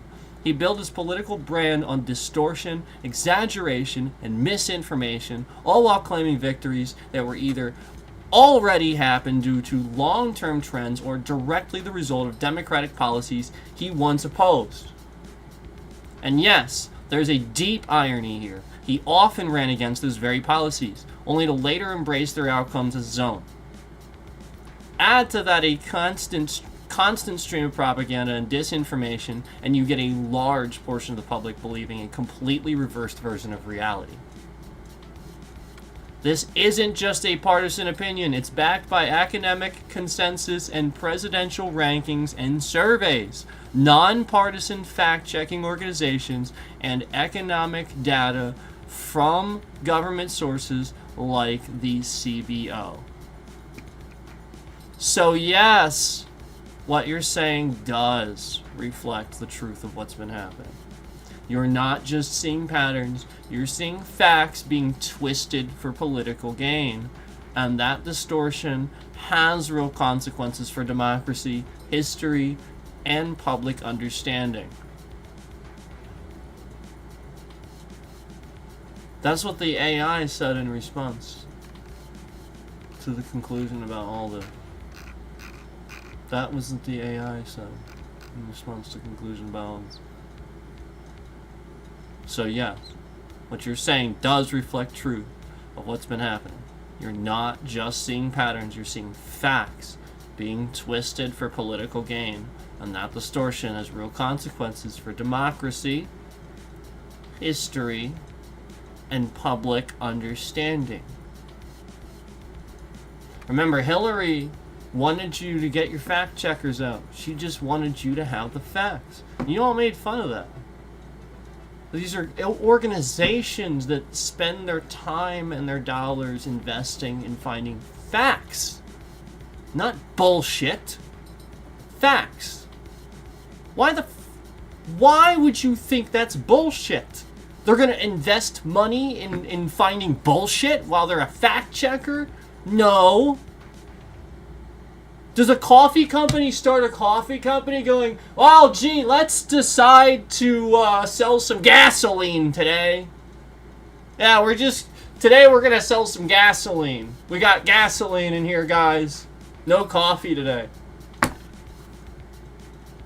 No.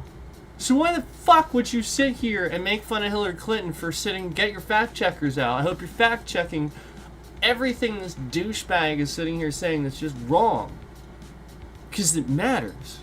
Because the whole point is, yes, those again, they're just companies that actually would invest money in finding the fact and have no political bias. Trump is the one with the funds and the money, and just like all the clandestine organizations that exist, he could easily start one up that exists solely, and he did, for injecting fake news and all this nonsense to lie to you. Okay, the Clintons don't. They're not billionaires.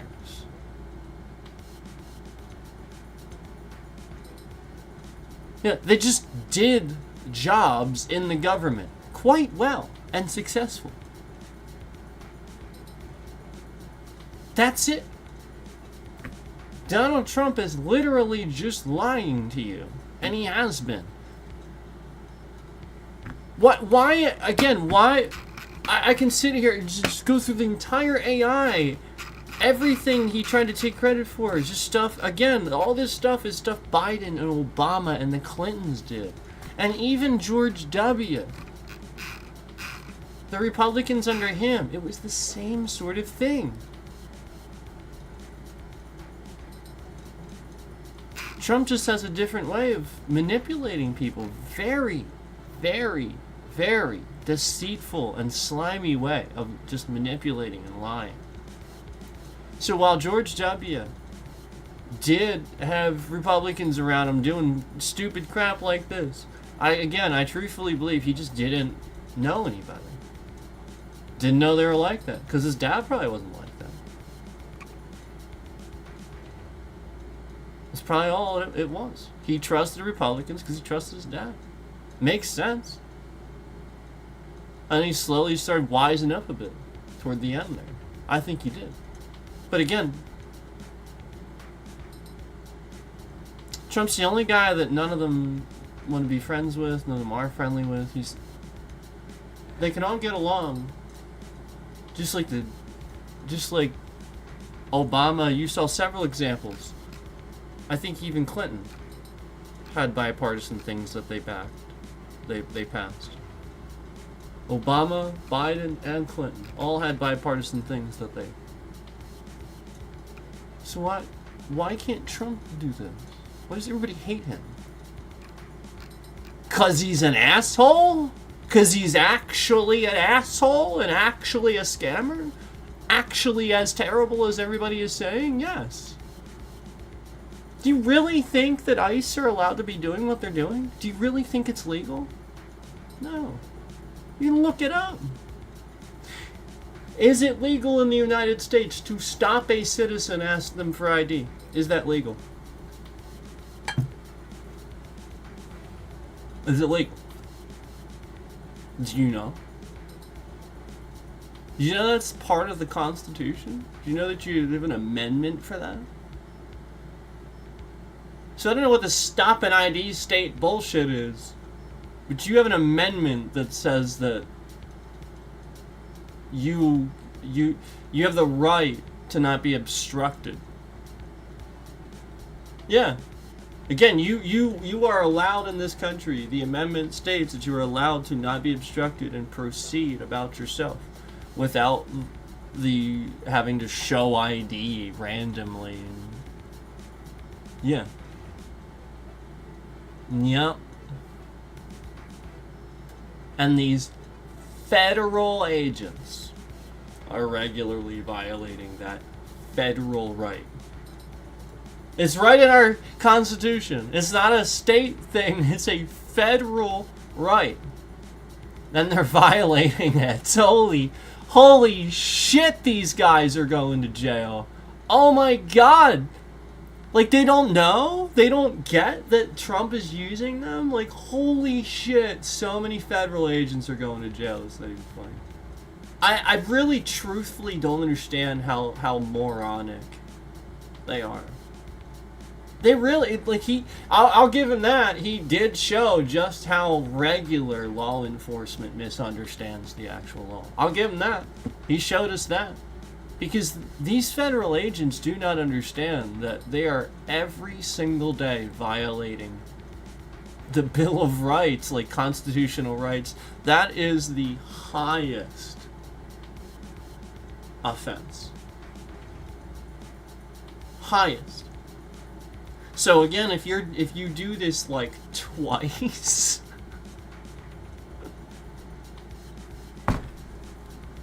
God. If you do it once, it's almost like you're a terrorist. You do it twice, yeah, it's sort of terrorism. Because now you have a repetitive pattern where you're terrorizing people and violating their rights. It's terrorism. And they just basically don't understand it. And all people are doing is standing on the street holding signs, yelling things at them. What? And you don't understand? What? Oh my god. Yeah. Yeah, it's very clear they don't. It is, it's very, very clear. So, I'm just throwing it out there that it is incredibly illegal to stop somebody and get them to force you to show ID. If it's a traffic stop, you have to have had probable cause to stop them in the first place. You couldn't just stop them. You couldn't stop them for that. That's why. And that's why it's all illegal. All of it. Because you cannot stop somebody for proof of citizenship or paperwork, or that's why it's all illegal. That is literally illegal. You can't do it. You have to have had a reason before that, and they broke the law before that. You cannot stop a citizen just for the sake of proving said citizenship. It's actually illegal. Yeah. It's an amendment, too. Again, it's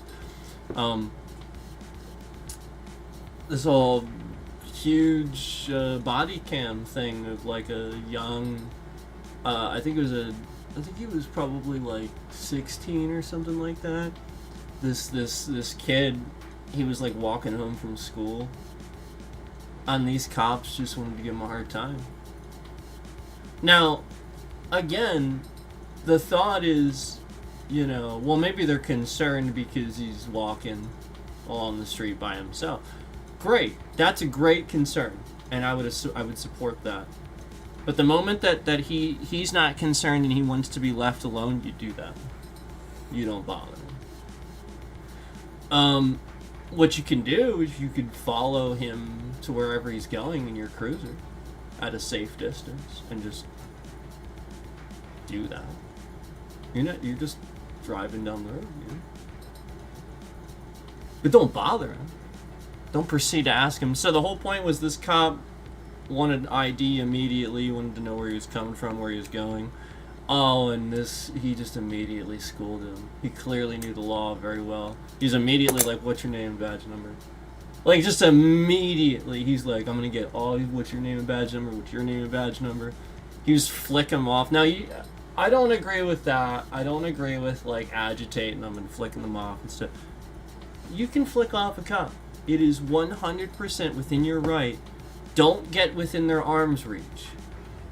I want to really reiterate that you do not get within an officer's or a federal agent's arm reach to give them the opportunity to say, you know, he raised his hand at me or something like that. If you're out of arm reach, they can't. He's out of arm reach. He can't reach you. So what are you afraid of? You're that much of a pussy that you can't. So yeah, that's when it's on your side a little bit. But again, this dude was flipping him off, and the whole point was they stopped him and just wanted to ID him. Just walking along the road. Can't do that. Can't do it. Cannot do it. And yeah, they had to leave him alone. Like, that was the whole point. The conclusion is that they had to leave him alone. And, like, you can look this stuff up, just body cam stuff. But, like, yeah, he schooled the hell out of him. And he did it with that, with the Constitution. He just knew his rights. Cannot do that.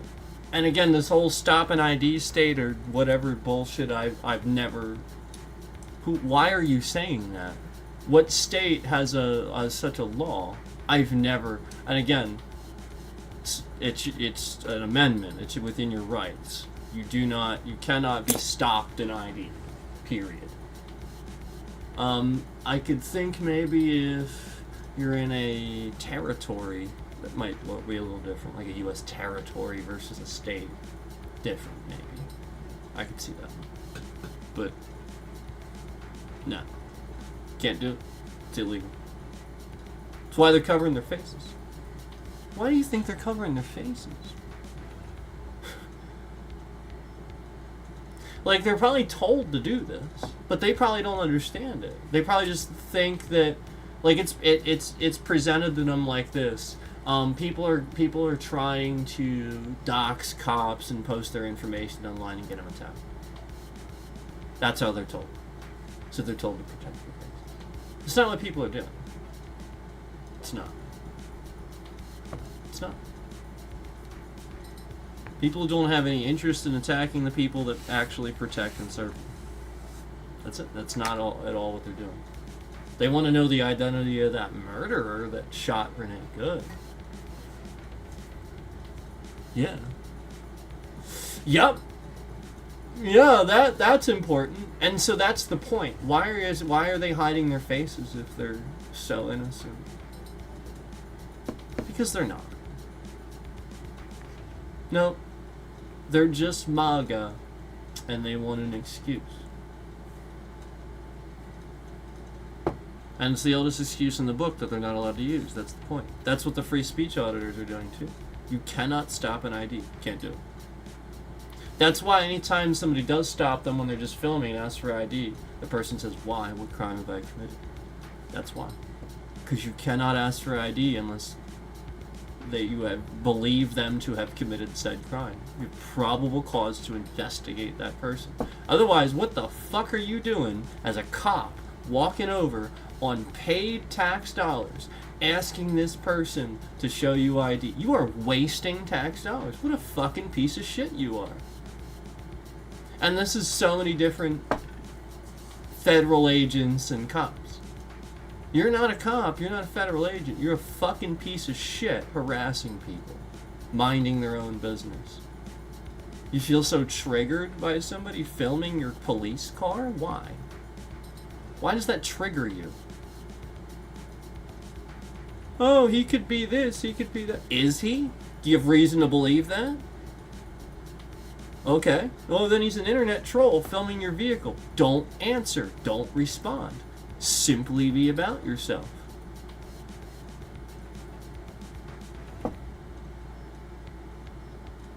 What? If he tries to open your car and touch your car and stuff, okay, then you can go over and talk to him. Yeah, if he even leaned against your vehicle, yeah, then I would go over and talk to him. Sure, yeah, he's touching your vehicle. Oh yeah. Then, yeah, if he's just filming it, come on. I took a picture of a really cool fucking car sitting in a parking lot the one day, and the owner came out and saw me taking a picture, and I was like, that is a really cool car, man. And he's like, thanks, I like it too. And I laughed. Maybe they think the car is cool. You know, I went to a car show one time and I saw all these police cruisers there at the car show and I thought it was really cool. I was like, damn, those things are nice. I was looking at everything. So what the hell's the matter with you that you have to look at it like that?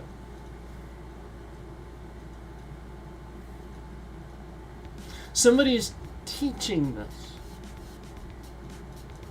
Somebody's teaching them to behave this way, not treat people this way. They need to be taught how to treat people with respect. The same way that they earn that respect. Now, they're going to earn it too. They're going to earn it too. They have to. But that's how they earn it. Just that mutual back and forth.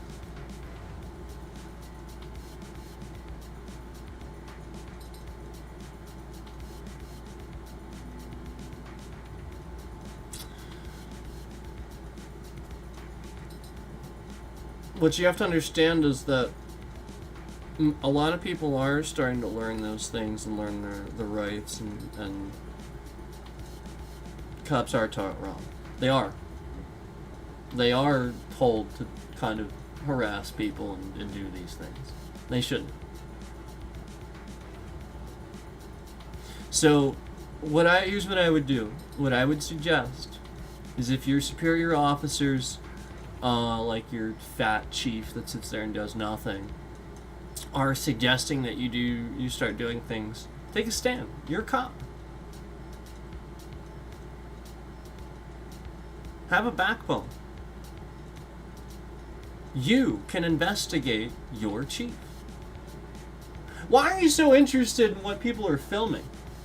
No, like, again, chief, I agree. Listen, and you could even make a scene. Do it. I dare you. Now listen, chief, look, I know you're just trying to help clean up the streets, and we all mean well here, but look, if the guy's just standing there with a camera recording my car, what do I care? Why do I have to go over and cause a problem, and then this becomes a big thing? Why can't we just leave him alone? Maybe watch from a distance a little bit. And if they actually do anything, then fine, but why can't we just leave them alone? Why do we have to go over and antagonize? I would much rather spend my shift stopping speeders and agitators than somebody that's just filming in public. Can I have a better reason, Chief? Like, I really want to know why I'm supposed to violate somebody's rights and ask them for ID when I have no probable cause or believe that they're doing anything that I should investigate them for. I really don't care if somebody's filming in public. I'm going to be honest with you, Chief. I don't care. So I would just like, as an officer of the law, some respect from you to give me a good reason why I'm doing that. Does anybody have the balls to do that in front of everybody? You need to. Because that's what's happening. I'm just telling you what to do, and you're taking it out. You acting like you got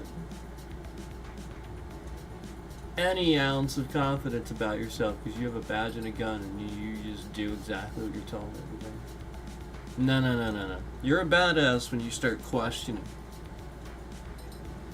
When you start sticking up for your fellow civilians. That's when you're a badass. Not when you attack random civilians. You got a badge and a gun. Yes, you can.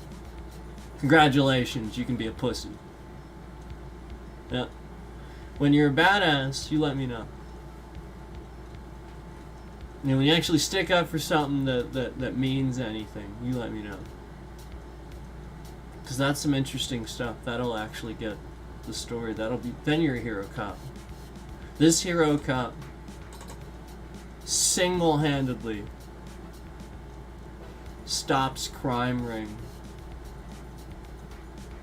Doesn't focus on randomly stopping and IDing people that are just filming in public. No. He minds his own business, and he starts paying attention to the train tracks in the area and all the needles laying on the ground, and starts following up on that stuff and stops the crime ring because he starts questioning people, picking up on patterns, following where they hang out, asking questions, investigating, doing real police work. Wow, one of the easiest fucking things in the world is to watch and observe drug dealers, because they're a bunch of fucking idiots that just do drugs in plain sight like a bunch of idiots. And you could really, really take advantage of that. But meanwhile, what you're doing is harassing people, walking around, filming your police vehicles because you're so triggered. So, can you just rise to the challenge for once? Do something about the things that matter instead of being triggered by the people that are clearly sitting here just calling to you to change your behavior. Because remember, you were all worried about Biden demilitarizing the police. You really thought Biden, remember Trump was like, oh, Biden's gonna get rid of police. And then he funded you. That was part of our thing today. Come on, man. Remember Trump was trying to sell you on this? When are you gonna start believing that you're being distracted from your jobs, that you're being distracted from reality? He wants you to do anything that he says. He is manipulating everybody by just being a complainer and the biggest whiner on the planet. So when you're the president of the United States and you whine about everything everybody's doing, it actually has real consequences. People put real stock in what you say. So, stop it. That orange douchebag doesn't deserve an ounce more of your attention. Go back to what you were doing 10 plus years ago. Remember that? When you were sweet? And you were on top of the world? And things were going better? Maybe some things were bad, but it wasn't too bad. Hey, can you go back to that, please? To getting things done, to accomplishing goals, and getting the country back on track. Because remember, Obama had a 40-year low. A 40-year low on immigration. 40-year low. And the picture that we're painting for ICE is that we're not deporting enough. Obama had a 40 fucking year low. You retards. And you're out here deporting people by the busload. Violating civilians' rights. Stopping people for the sake of IDing them. And again, remember, you had to have stopped them for a light out. I mean, it could have been as simple as that. And you didn't have a reason. But you stopped them anyway. You barricaded their car and ripped them out of it. Because they didn't comply. All just to detain them for a couple of hours to be a pain in the ass to that person's life.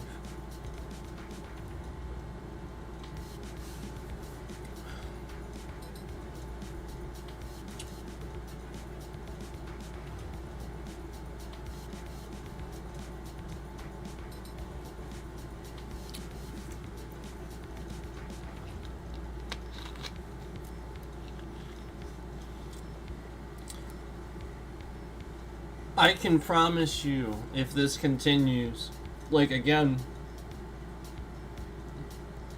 what you need to understand is that this type of behavior is indicative of people that have mental problems. Like, they don't know how to deal with people. And it's very angry at everybody. And then they go out and they take it on everybody in their jobs. Police have a duty and a responsibility to not do that. The problem is everybody is doing that. And they're no exception.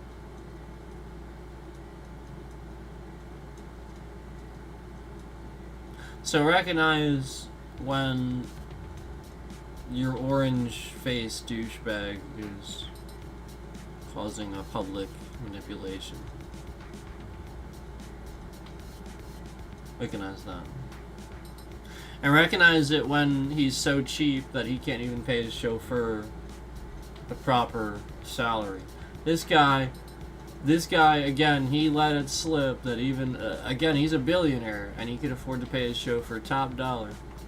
But he let it slip that his chauffeur makes slightly less than 50. Oh, yeah. So again, all we gotta do is Google what a chauffeur makes that chauffeurs billionaires around, and the minimum that they should make is 80, not 50. That is the minimum, and that's like entry level. And again, the whole point is you're driving around a billionaire. Yeah, that's yeah, you're gonna pay for that. That person does more than he's more than a chauffeur. Let's be honest. So this guy's cheap. No wonder he's had this problem where he hires criminals, because it's cheap. You ever have that problem at a job? You ever have that problem at a job where you start attracting employees that you don't like, and you're like, what the heck? Why is this happening? And then they raise the salary of everybody, like across the board. You start recognizing the people coming in the door are just kind of more desirable people. They're just people that you'd want more. They're not, you know. Yeah, that's the point. If you pay people what they're actually worth, you get those desirable people in the door. So the whole point is, that paints the picture for the problems. You know, the whole point is that those people earning less need those resources. They need those resources. They need it.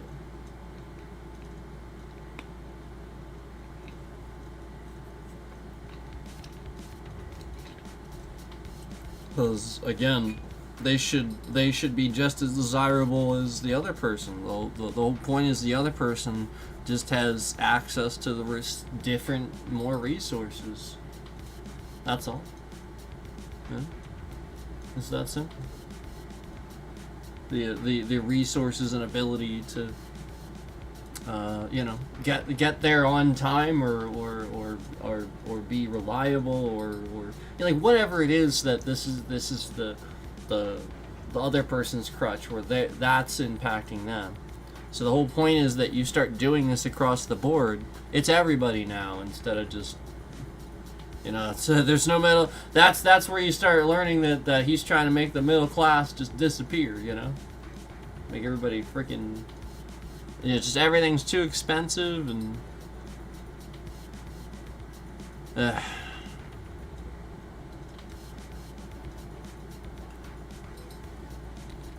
so anyway,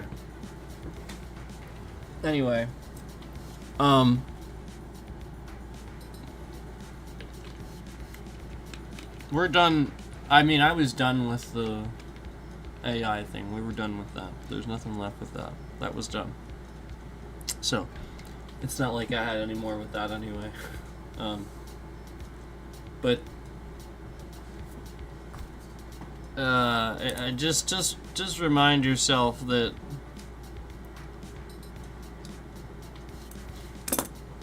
alright, hold on.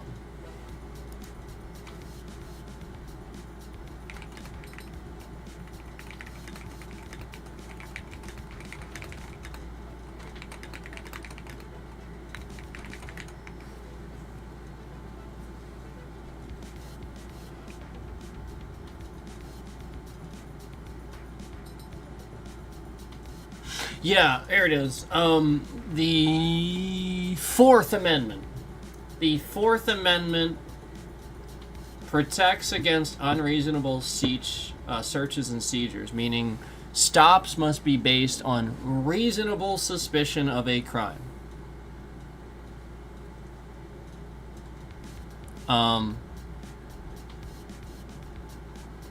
And then the Fifth Amendment allows you to refuse pleading the Fifth allows you to refuse self-incrimination. You're allowed to plead the Fifth. So that's that's the whole incrimination thing I keep talking about, where police want to incriminate you. They're taught to do this. So the whole point is, you can say, I plead the Fifth. You know, I plead the Fifth. I don't, you know, the Fifth Amendment, where again, refusal of self-incrimination. You don't want to say anything because they're going to possibly use that against you. And they're supposed to read you those rights. That's the whole point. That's why they say that. That's why they're supposed to say that. Because anything you say can and will be used against you in the court of law. That's why they say that, Fifth Amendment. So, again, it states here that there's no single U.S. amendment that outright bans police from stopping and asking for ID, except it does. The Fourth Amendment does do that. I don't know why it states that when it does do that. It does protect against unreasonable searches and seizures. So again, you would need to believe somebody has reasonably committed a crime to stop and search or seize them. So yes, it does, actually, yes. Unreasonable stops and requires warrants, but allows brief stops, Terry stops, if an officer has a reasonable suspicion a crime is happening or about to happen. So that's a Terry stop. But again, you must have still have reasonable suspicion. So you have to give that. What is that? Especially after the person's provided ID. So the whole point is, they're doing that to get you ID, but they're doing it for a Terry stop. They're not supposed to be doing this in mass quantity. It's abuse of power. It's abuse of that Terry stop. And you can use this law, the Fourth Amendment, even to say that, but allows brief Terry stop. I mean, again, you shouldn't be doing this as a regular. It clearly says that. Clearly, the Fourth Amendment it's to protect against this type of thing, and then you're just abusing it. So it's literally right in there. It says it, but allows brief Terry stops if an officer has reasonable suspicion a crime is happening or about to happen. If a person just, that happens to be of color, is that why you're stopping them? Because that's not what it is anymore. It's white people too. It's just, no, they're stopping people that were literally at peaceful protests. They're monitoring them, following them around. And so that's actually illegal. That's actually illegal monitoring and stuff like that too. They have no reasonable suspicion or probable cause to follow them around and stuff like that. And then they're just stopping them based on that too. Yeah, it's incredibly illegal, all this. But again, the whole point is you want to remember the Fourth Amendment does protect against unreasonable stops and seizures. Yes, that is what it is doing. Yes. So I don't know why it says there's no single U.S. amendment that outright bans police from stopping and asking for ID, because again, yes, it does. That Fourth Amendment does stop them from doing that. They have to believe that you've committed a crime. Now, you can provide ID. You have to provide the ID. You provide the ID. Okay. And then they must provide the fact of what crime they have believed you to have committed. If they do not, they have committed a crime. They kidnapped you for X amount of time. Yes, they detained you for X amount. That's a kidnapping for X amount of time. That's what it is. They literally just kidnapped you. Because the whole point is that you are stopped and you are there, believed to again, this is you believe this cop is doing this out of the lawful reason of, protecting the public. He believes you committed a crime, so you're there for X amount of time because of that. But that doesn't tell you why? No, they would tell you, they would want to tell you. If there is a reason, they would want you to know, because it protects them. So them not telling you or ever giving any reasons means exactly what it should mean. It means that they're guilty. They didn't have a reason.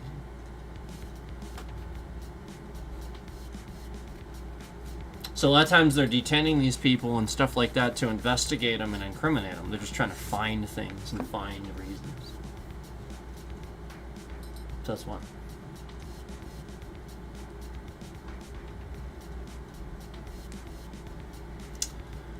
So anyway,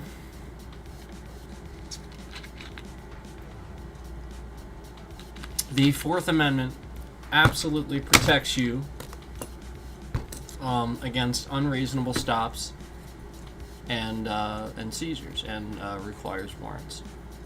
Again, Terry stops, traffic stops. You cannot, absolutely cannot stop a civilian. Somebody walking along this in the public? Fuck no. That is incredibly illegal. So now that's a completely different sector of the law. Now you're just walking up and terrorizing civilians. Person's just walking around, there's no vehicle. What crime do you think they committed while walking down the street? You know, like, again, like, they're not near, they're just in a park or something, you know, like, walking down the street or something like that. There's no vehicles speeding down the road. They're not, you know, like, the whole point is if their lights damaged or something like that, you're like, oh, well, were you in an accident or something and then drove away? You know, like, the idea is that you probably committed a crime and ran, or you did something and ran, or you were trying to get away from them because you saw them and you ran. The whole point is to use that for reasonable fucking suspicion, not to misuse it. So that's what they're doing. It's ridiculous. Ridiculous. And you cannot do this with somebody standing on the street. Cannot. Absolutely cannot. Absolutely not. You are 100% violating your Fourth Amendment rights. 100%. And that right is, again, protects against unreasonable stops and requires warrants. A Terry stop has nothing to do. Again, you have to believe the person committed a crime.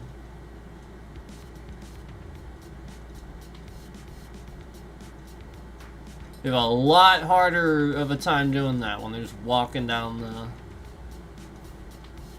Now again, going down, they're in the car, they're going to sit there and be looking at all the lights, they're going to be looking at speed, they're going to be looking at all kinds of... They're going to be, are you swerving, are you... Every little possible thing they can try to...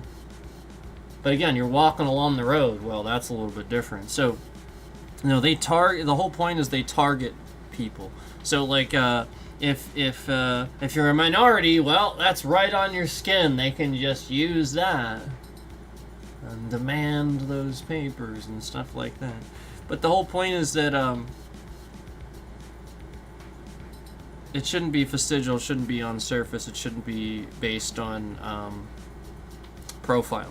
It should be based on reasonable suspicion.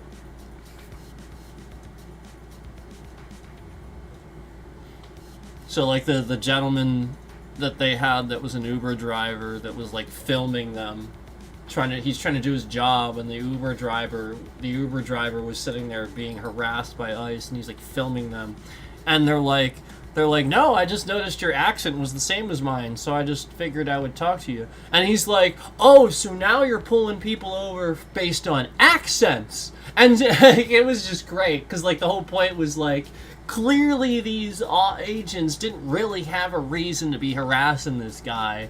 They're just, oh no, your accent's the same as mine. What the fuck? Tell this guy right now why the fuck you have him pulled over and he's not doing his job, or get the fuck out of his way so he can keep earning money and go back to what the fuck he's doing. The hell's the matter with you? He's a black man. It was a black man. Imagine that. Unbelievable. And they're just harassing this guy. Again, it's an Uber driver. He's just trying to do his, probably doing his route or whatever. And he's just being harassed.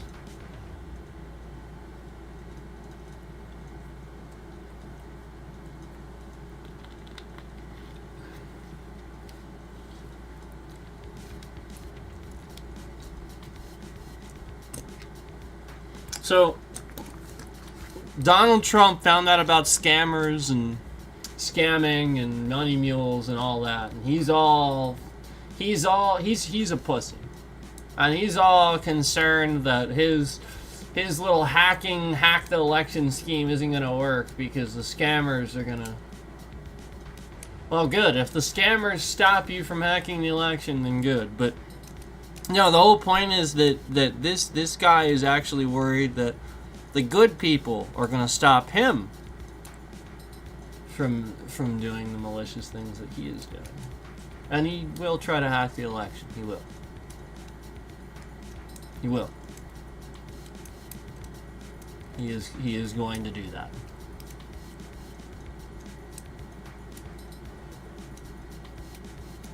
So you gotta remove him.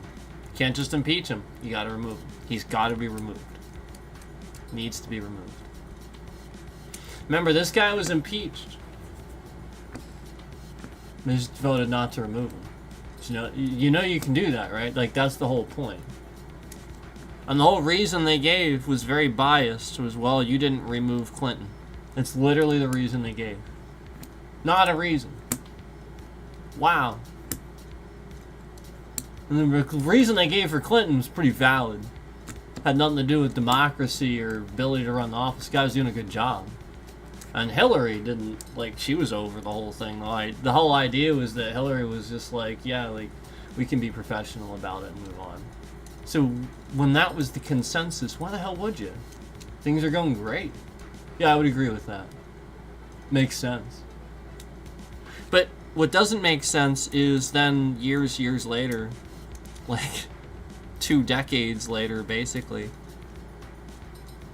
you have a guy in office that is corrupt and is doing illegal things, found guilty on like 33, 38 accounts or something like that. And again, guilty on all those accounts. Not a scandal with you know, like a secretary or something. No, guilty of real terrible crimes, and he's not removed from office. And you know, Mitch McConnell was a big part of that. I've talked about how terrible that guy is.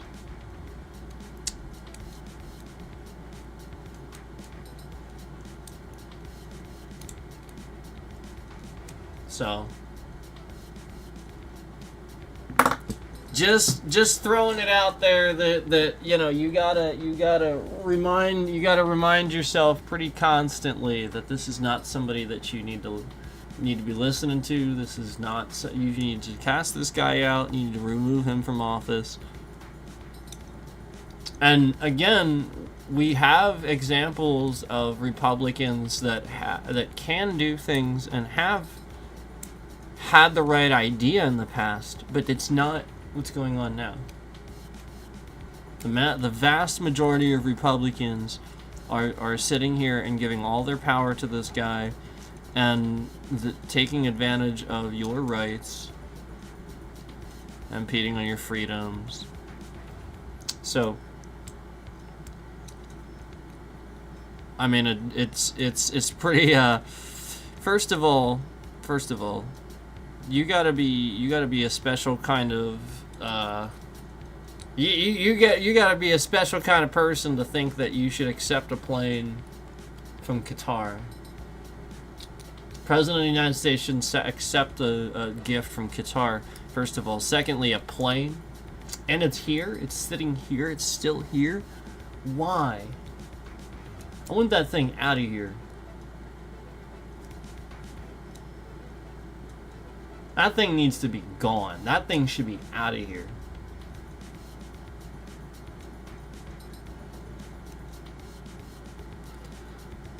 This guy's an idiot. He listens to and supports and backs people that, you know, just try to get on his good side and give him gifts and stuff like that because he's a moron. And then he gets breached. You know, like, obviously they gave him that plane to spy on him and learn information. And, like, I mean, it's clear.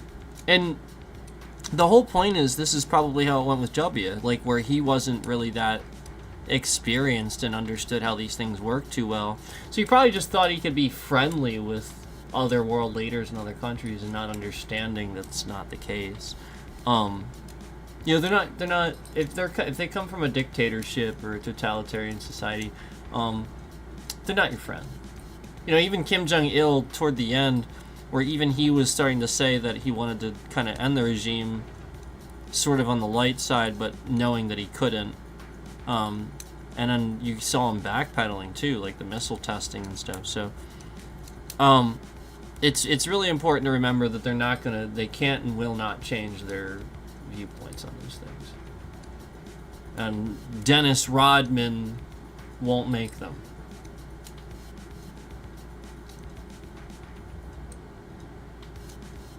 You know, the Dennis Rodman being friends with him, and none of this stuff, it's not going to help. You're just giving him a beacon into our culture. You're helping him. Stop doing that. And stop sitting here and responding and attacking civilians just because you're afraid of Kim Jong-un. Because that's what this is. Again, I sort of started with this a little bit, where it's a little hard to understand how the president would think. Well, this guy's actually just afraid. And he's responding with how afraid he is. And he shouldn't do that.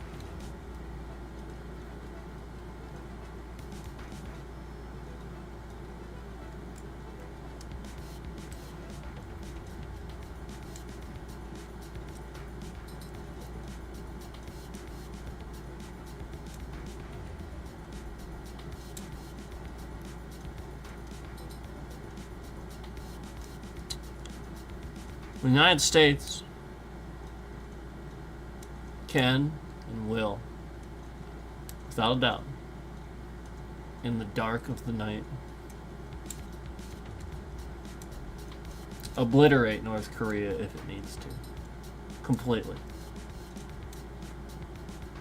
Only if it needs to. There won't be fire and fury or any of that nonsense. We will simply obliterate North Korea if we need to. That's all that's going to happen.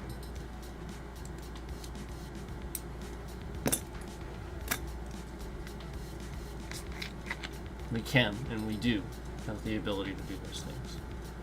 It would be easy. It would be swiftly. And then it would be over for North Korea. Forever.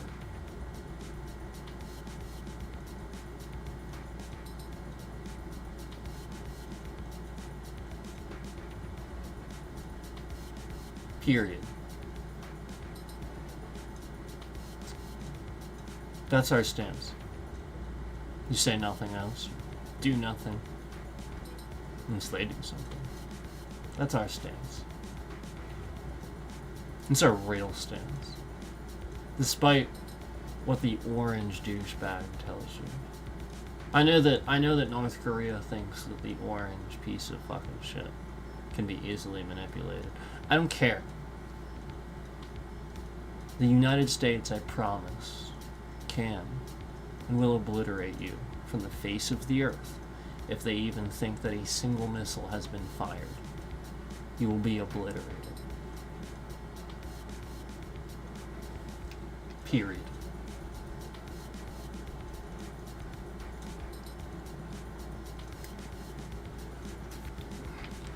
That's the reality that you will face.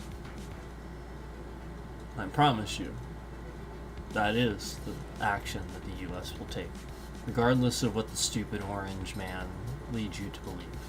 That man is a fool. He often doesn't know how military action is followed and stuff. Trust me, the generals and the military people that have done those jobs will do those jobs. Trust me. And they will obliterate you. Swiftly. In the night.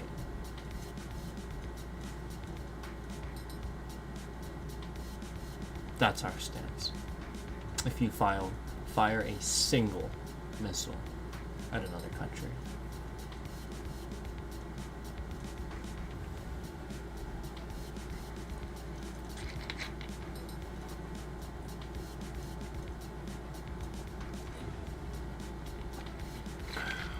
Again, no fire, no fury, no anger. We will obliterate you. So, as far as the stuff that we talked about before, again, that was pretty much it. That was the end of the stuff that we had gone over before. And again, I want to remind you that the Fourth Amendment absolutely protects you. It's a strange thing that it actually says that as the first sentence, but then it contradicts itself by saying it does protect you. So it's a contradiction. It does. The Fourth Amendment protects you against unreasonable stops and seizures.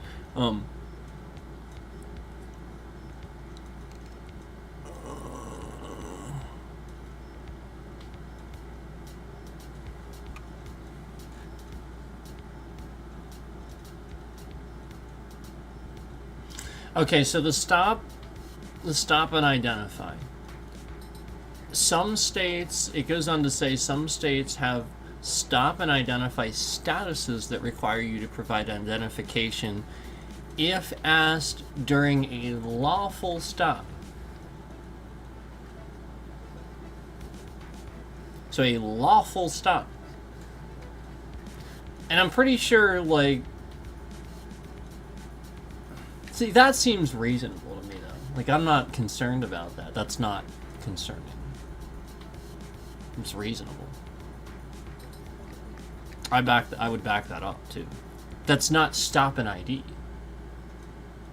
So the people that say that, they're getting that wrong. Stop calling it that. That's not stop and ID. I don't like the whole stop and identify. I don't like that. That's a terrible name.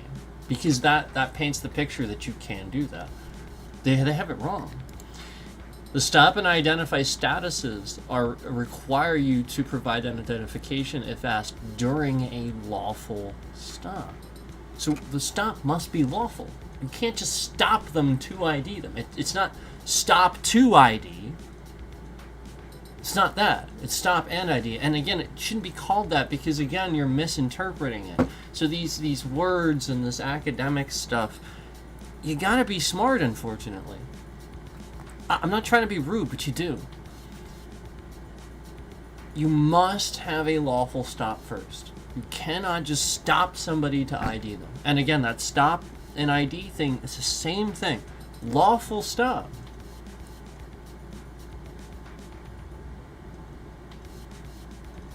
And again, we're not talking. We're talking about an actual lawful stop here, where like you believed, like it's lawful.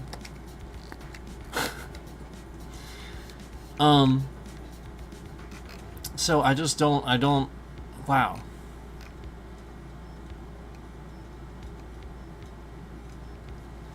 I would want to look up. Basically, anybody that's doing that, I would want to look up the local ordinances and local laws in that area that have the stop and ID status, because it's going to be specific to that area. So that's all you're going to have to do. But I can promise you, it's probably going to say something to the effect of, it has to be a lawful stop, because why the hell would you have something that violates the Fourth Amendment? Doesn't make any sense. You can't do that. So, and if it would, you would have to immediately strike it if you had any type of proceedings that happen, somebody get arrested or something. Like, as soon as that happens, and a judge would see that and they would see it violates their Fourth Amendment right. Like, it's the whole thing where immediately they rule and it's stricken, sort of thing, where it's like, we're not doing this anymore or something like that. You gotta do that stuff.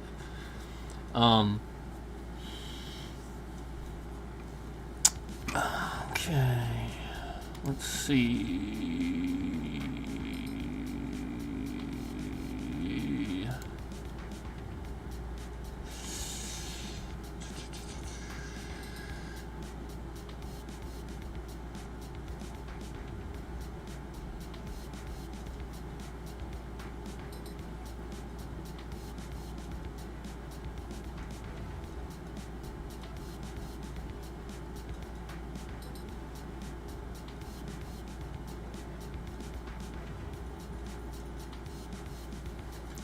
The specific requirements and rights depend heavily on the state and the circumstances of the stop.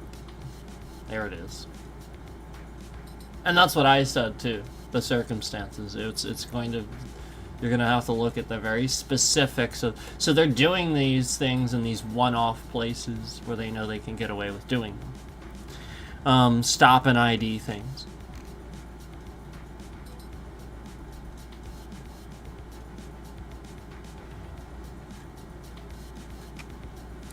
The U.S. Fourth Amendment. The right of the people to be secure in their persons, houses, papers, and effects against unreasonable searches and seizures shall not be violated, and no warrants shall issue be upon probable cause supported by oath or affirmation, and particularly describing the place to be searched and the persons or things to be seized.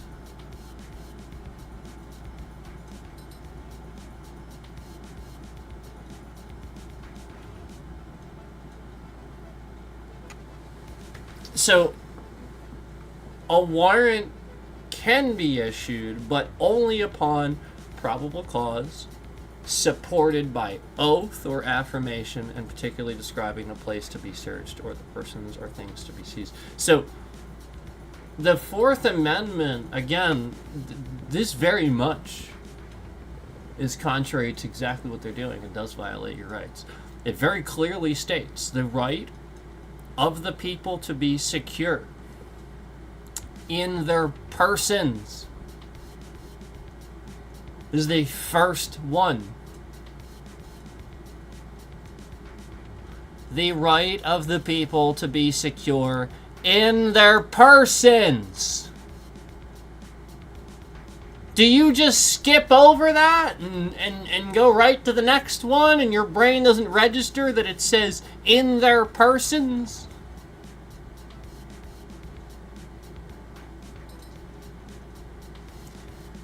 Stop and ID violates this. It does. It does. It's a violation of your constitutional rights. And every state that's doing it is violating your rights, actually. You can fight it. Yeah. And I would support that. I think almost any lawyer would, too. Interesting, isn't it? The right of the people. So you start realizing certain things about the law and start realizing why lawyers might go down certain routes, because they recognize that the law is really effed up here and they want to help it. Yeah. Because I think that's a real opportunity there. That's absurd. Think about how many people are probably that happens to, and it should not. That's absurd. And it's a stop and ID state, and it's violating people's rights every single day. The right of the people to be secure in their persons, period. And effects against unreasonable searches and seizures shall not be violated. No warrant shall issue but upon probable cause. You need probable cause. It says it right there. But upon probable cause. No. Again, the right of the people to be secure in their persons, houses, papers, and effects against unreasonable searches and seizures. Both what ICE is doing shall not be violated, and no warrant shall be issued but upon probable cause. You have to have had it. If you didn't, it's all dismissible, every last bit of it, because of this Fourth Amendment right here.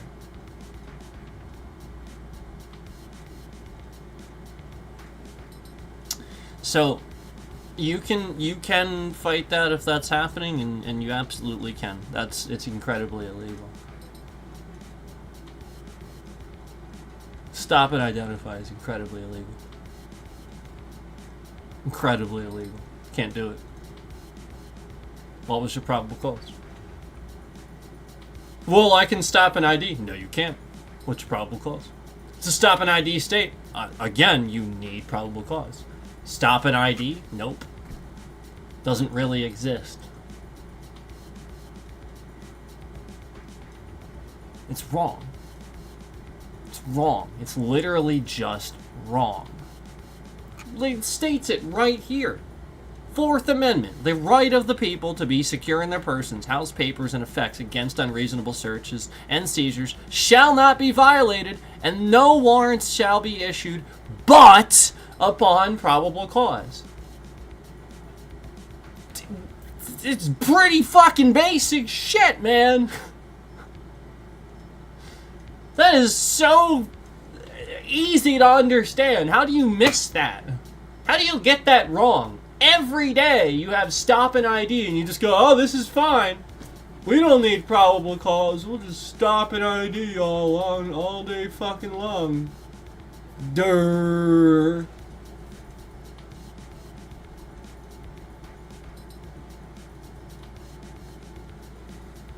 Police are such assholes anymore.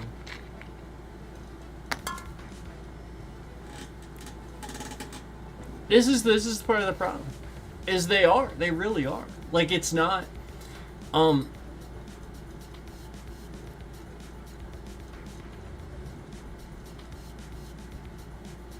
anytime, like, again, I don't deal with it, but, like, for the most part, but, like, anytime I've ever, in the past, never had a problem before Trump, but ever since him, yeah, I get tailgated a lot.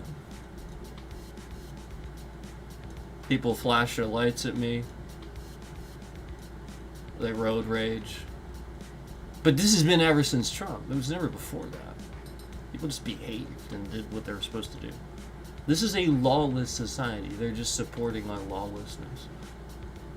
Federal agents calling themselves federal agents, but really they're just MAGA.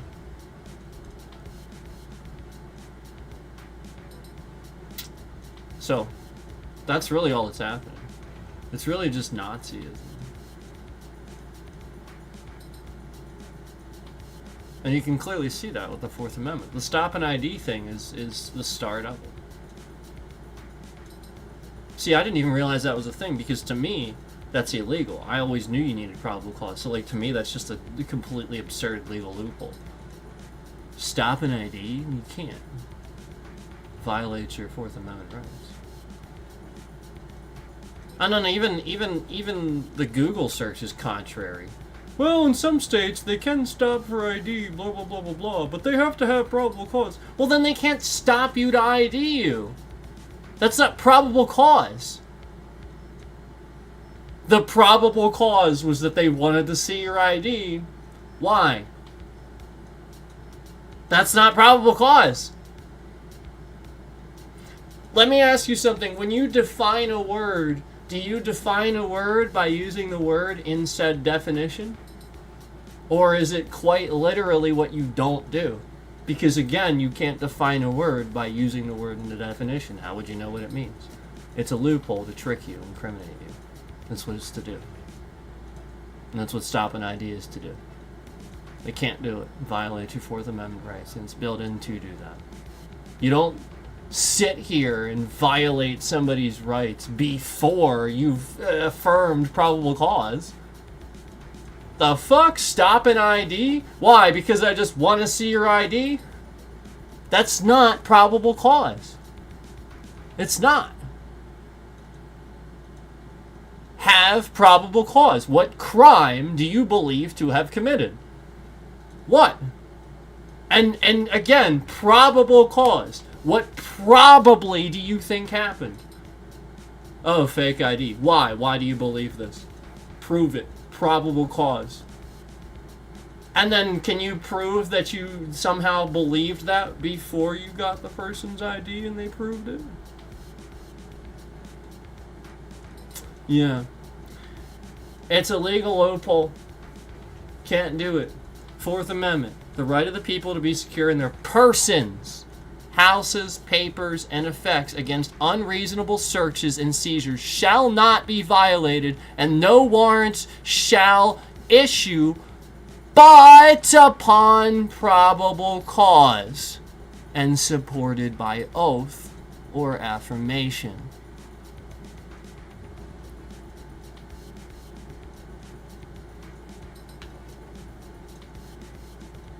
Probable cause is not, I want to see your ID. That's not a, what crime do you believe has to be committed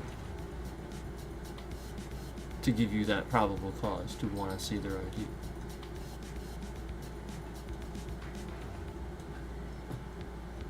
Can't do it. It's illegal. Trump probably knows that too. He's probably intentionally using this because it's that last thing that's gonna sit here and put all these MAGA cops in jail.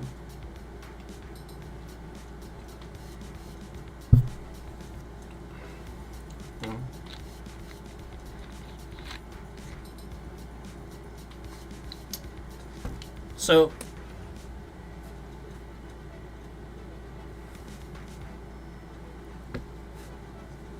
part of the reason that this is all going to happen is you have to worry about all these cops and federal agents and things being brought to them if Trump's not a president a third time. Like that's the fear. The fear is that they're going to face consequences and stuff like that, but if Trump's a president a third time, well then maybe they won't. Nope. See, there's where you're wrong. You should have took a stand against this a long time ago when we tried to warn you. He's gonna flip that shit quicker than you think. Think about everybody else that he's ever fired, that made a mistake, that he abandoned, like that.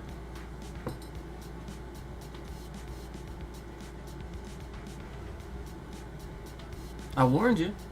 He's just using you. I warned you. I really did. I tried.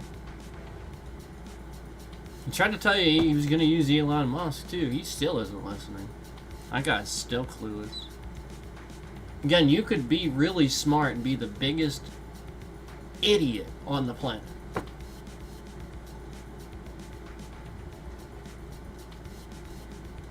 I learned all I needed to know about that guy the moment that I found out the name of his kid.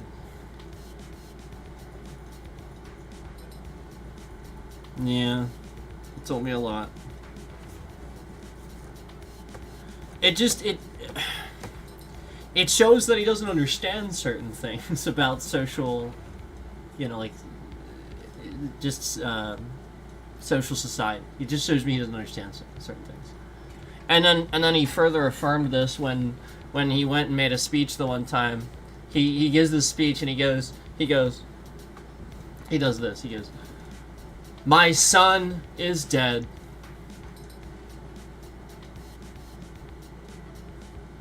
Long pause. Because he's woke."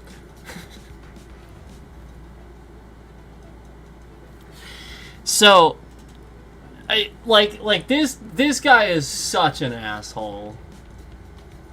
This guy is like the biggest asshole on the planet. And I wanted to support the guy. I was a fan, remember? I was like, no, he's got some good ideas, and I love SpaceX. He's done more with rockets and people than... think about what NASA did, and then he privatized that shit. That was genius. So you gotta still give him that, but my thing is, the moment that he got political, the moment that he backed Trump, showed us how much of a retard he actually is. And he doesn't understand people. That's his problem. Trump's the same way. Trump doesn't understand people. He doesn't. And he will be used for that. That's why he's used. Kim Jong-un can use him, Putin can use him, because these guys understand people. Trump is very, very, very abhorrently bad at understanding people. Incredibly bad at it. So that's why Asmongold, when he makes the statement, I know, I mentioned Asmon. He makes the statement, how well you do and stuff like that is definitely all dependent on how you treat people. Durka durka durka durka durkity durkity durkity dur. And meanwhile, that guy's the biggest asshole on the planet. No, that's not. Doesn't have anything to do with anything. Are you kidding me? People love that. That people will sit there and say how much they love that guy for the longest time. I hope people are wising up now, but no, he was always the living, breathing example that like as long as you have posturing, people don't care. You know, it's so stupid.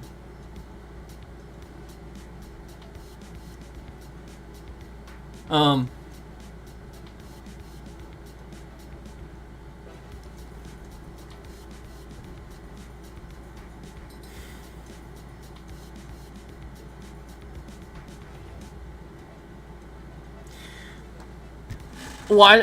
For all right, let's take this for example. This is an interesting one. We'll talk about Adam Levine for a second.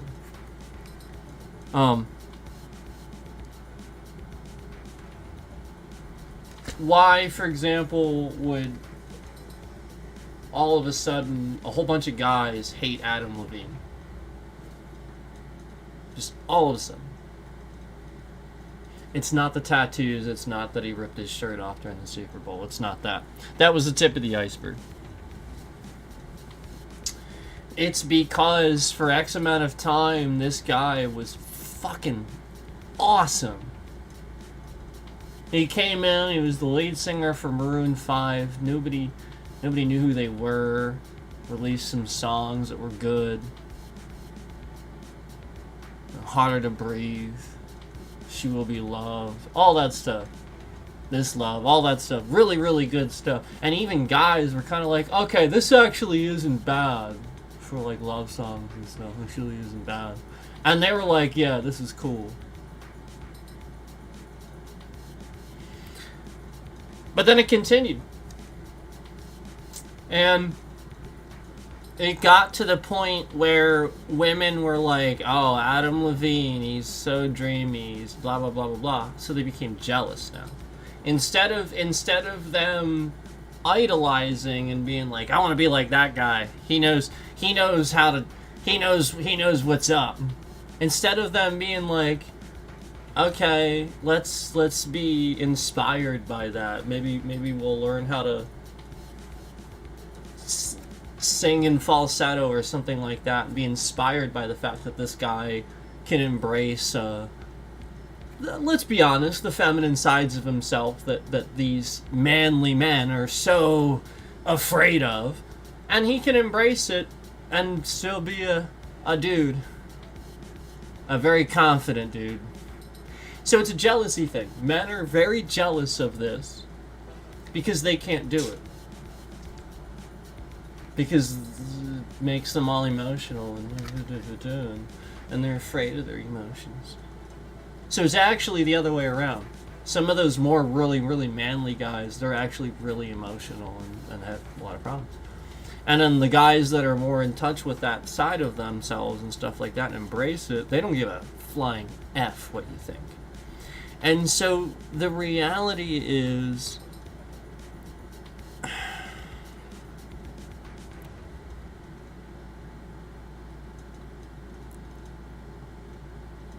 I think that the music he started going into at a certain point was more culturally acceptable to his way of thinking in life and stuff like that, versus this rock and stuff like that, where you don't understand the clashing cultures between the two. One embraces differences, one does not. One has fan bases where if it sounds too poppy, oh man, if you you know, it's almost like if you like Electric Callboy or something like that, you must be gay, you know, or something like that, just because, you know. And it's like, no, like dude, that is some of the most heavy sounding metal I've ever heard, and then they're just throwing electronic stuff in there too, and it sounds freaking sweet. And so, like, the whole point is this is awesome and it's sweet. Everybody freaking likes it. Everybody.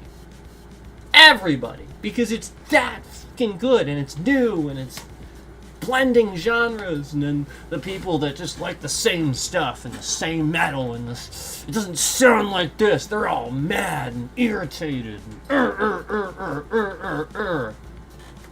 And really all they gotta do is try to notice things about it that they might like and latch onto those things, and then maybe they'll, but no, they'll never look at it like that.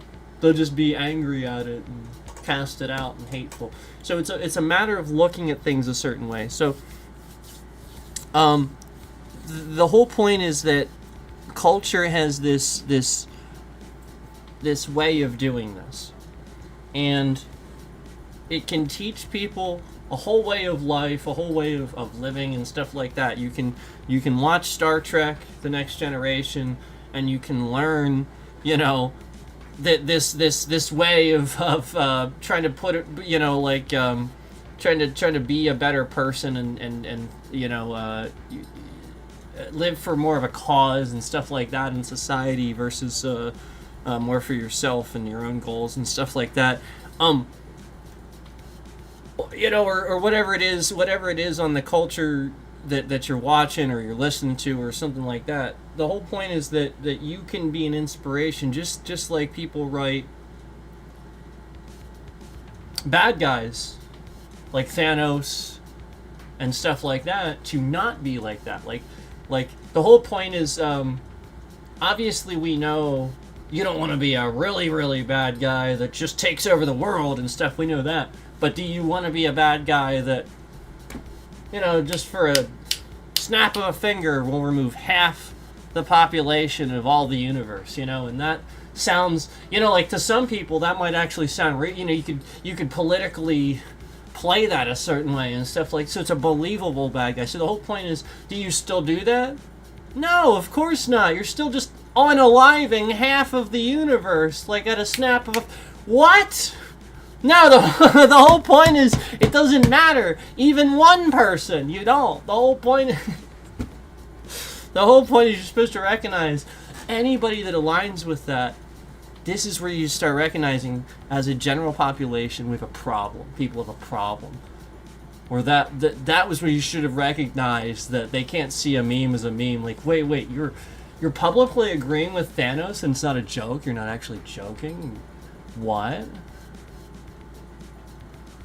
Oh, jeez. So anyway, I know I got on sort of a culture tangent there, but we're at our 3-hour mark. I'm going to go ahead and end the stream here, but I really want to paint the picture that you do not, you fight against this.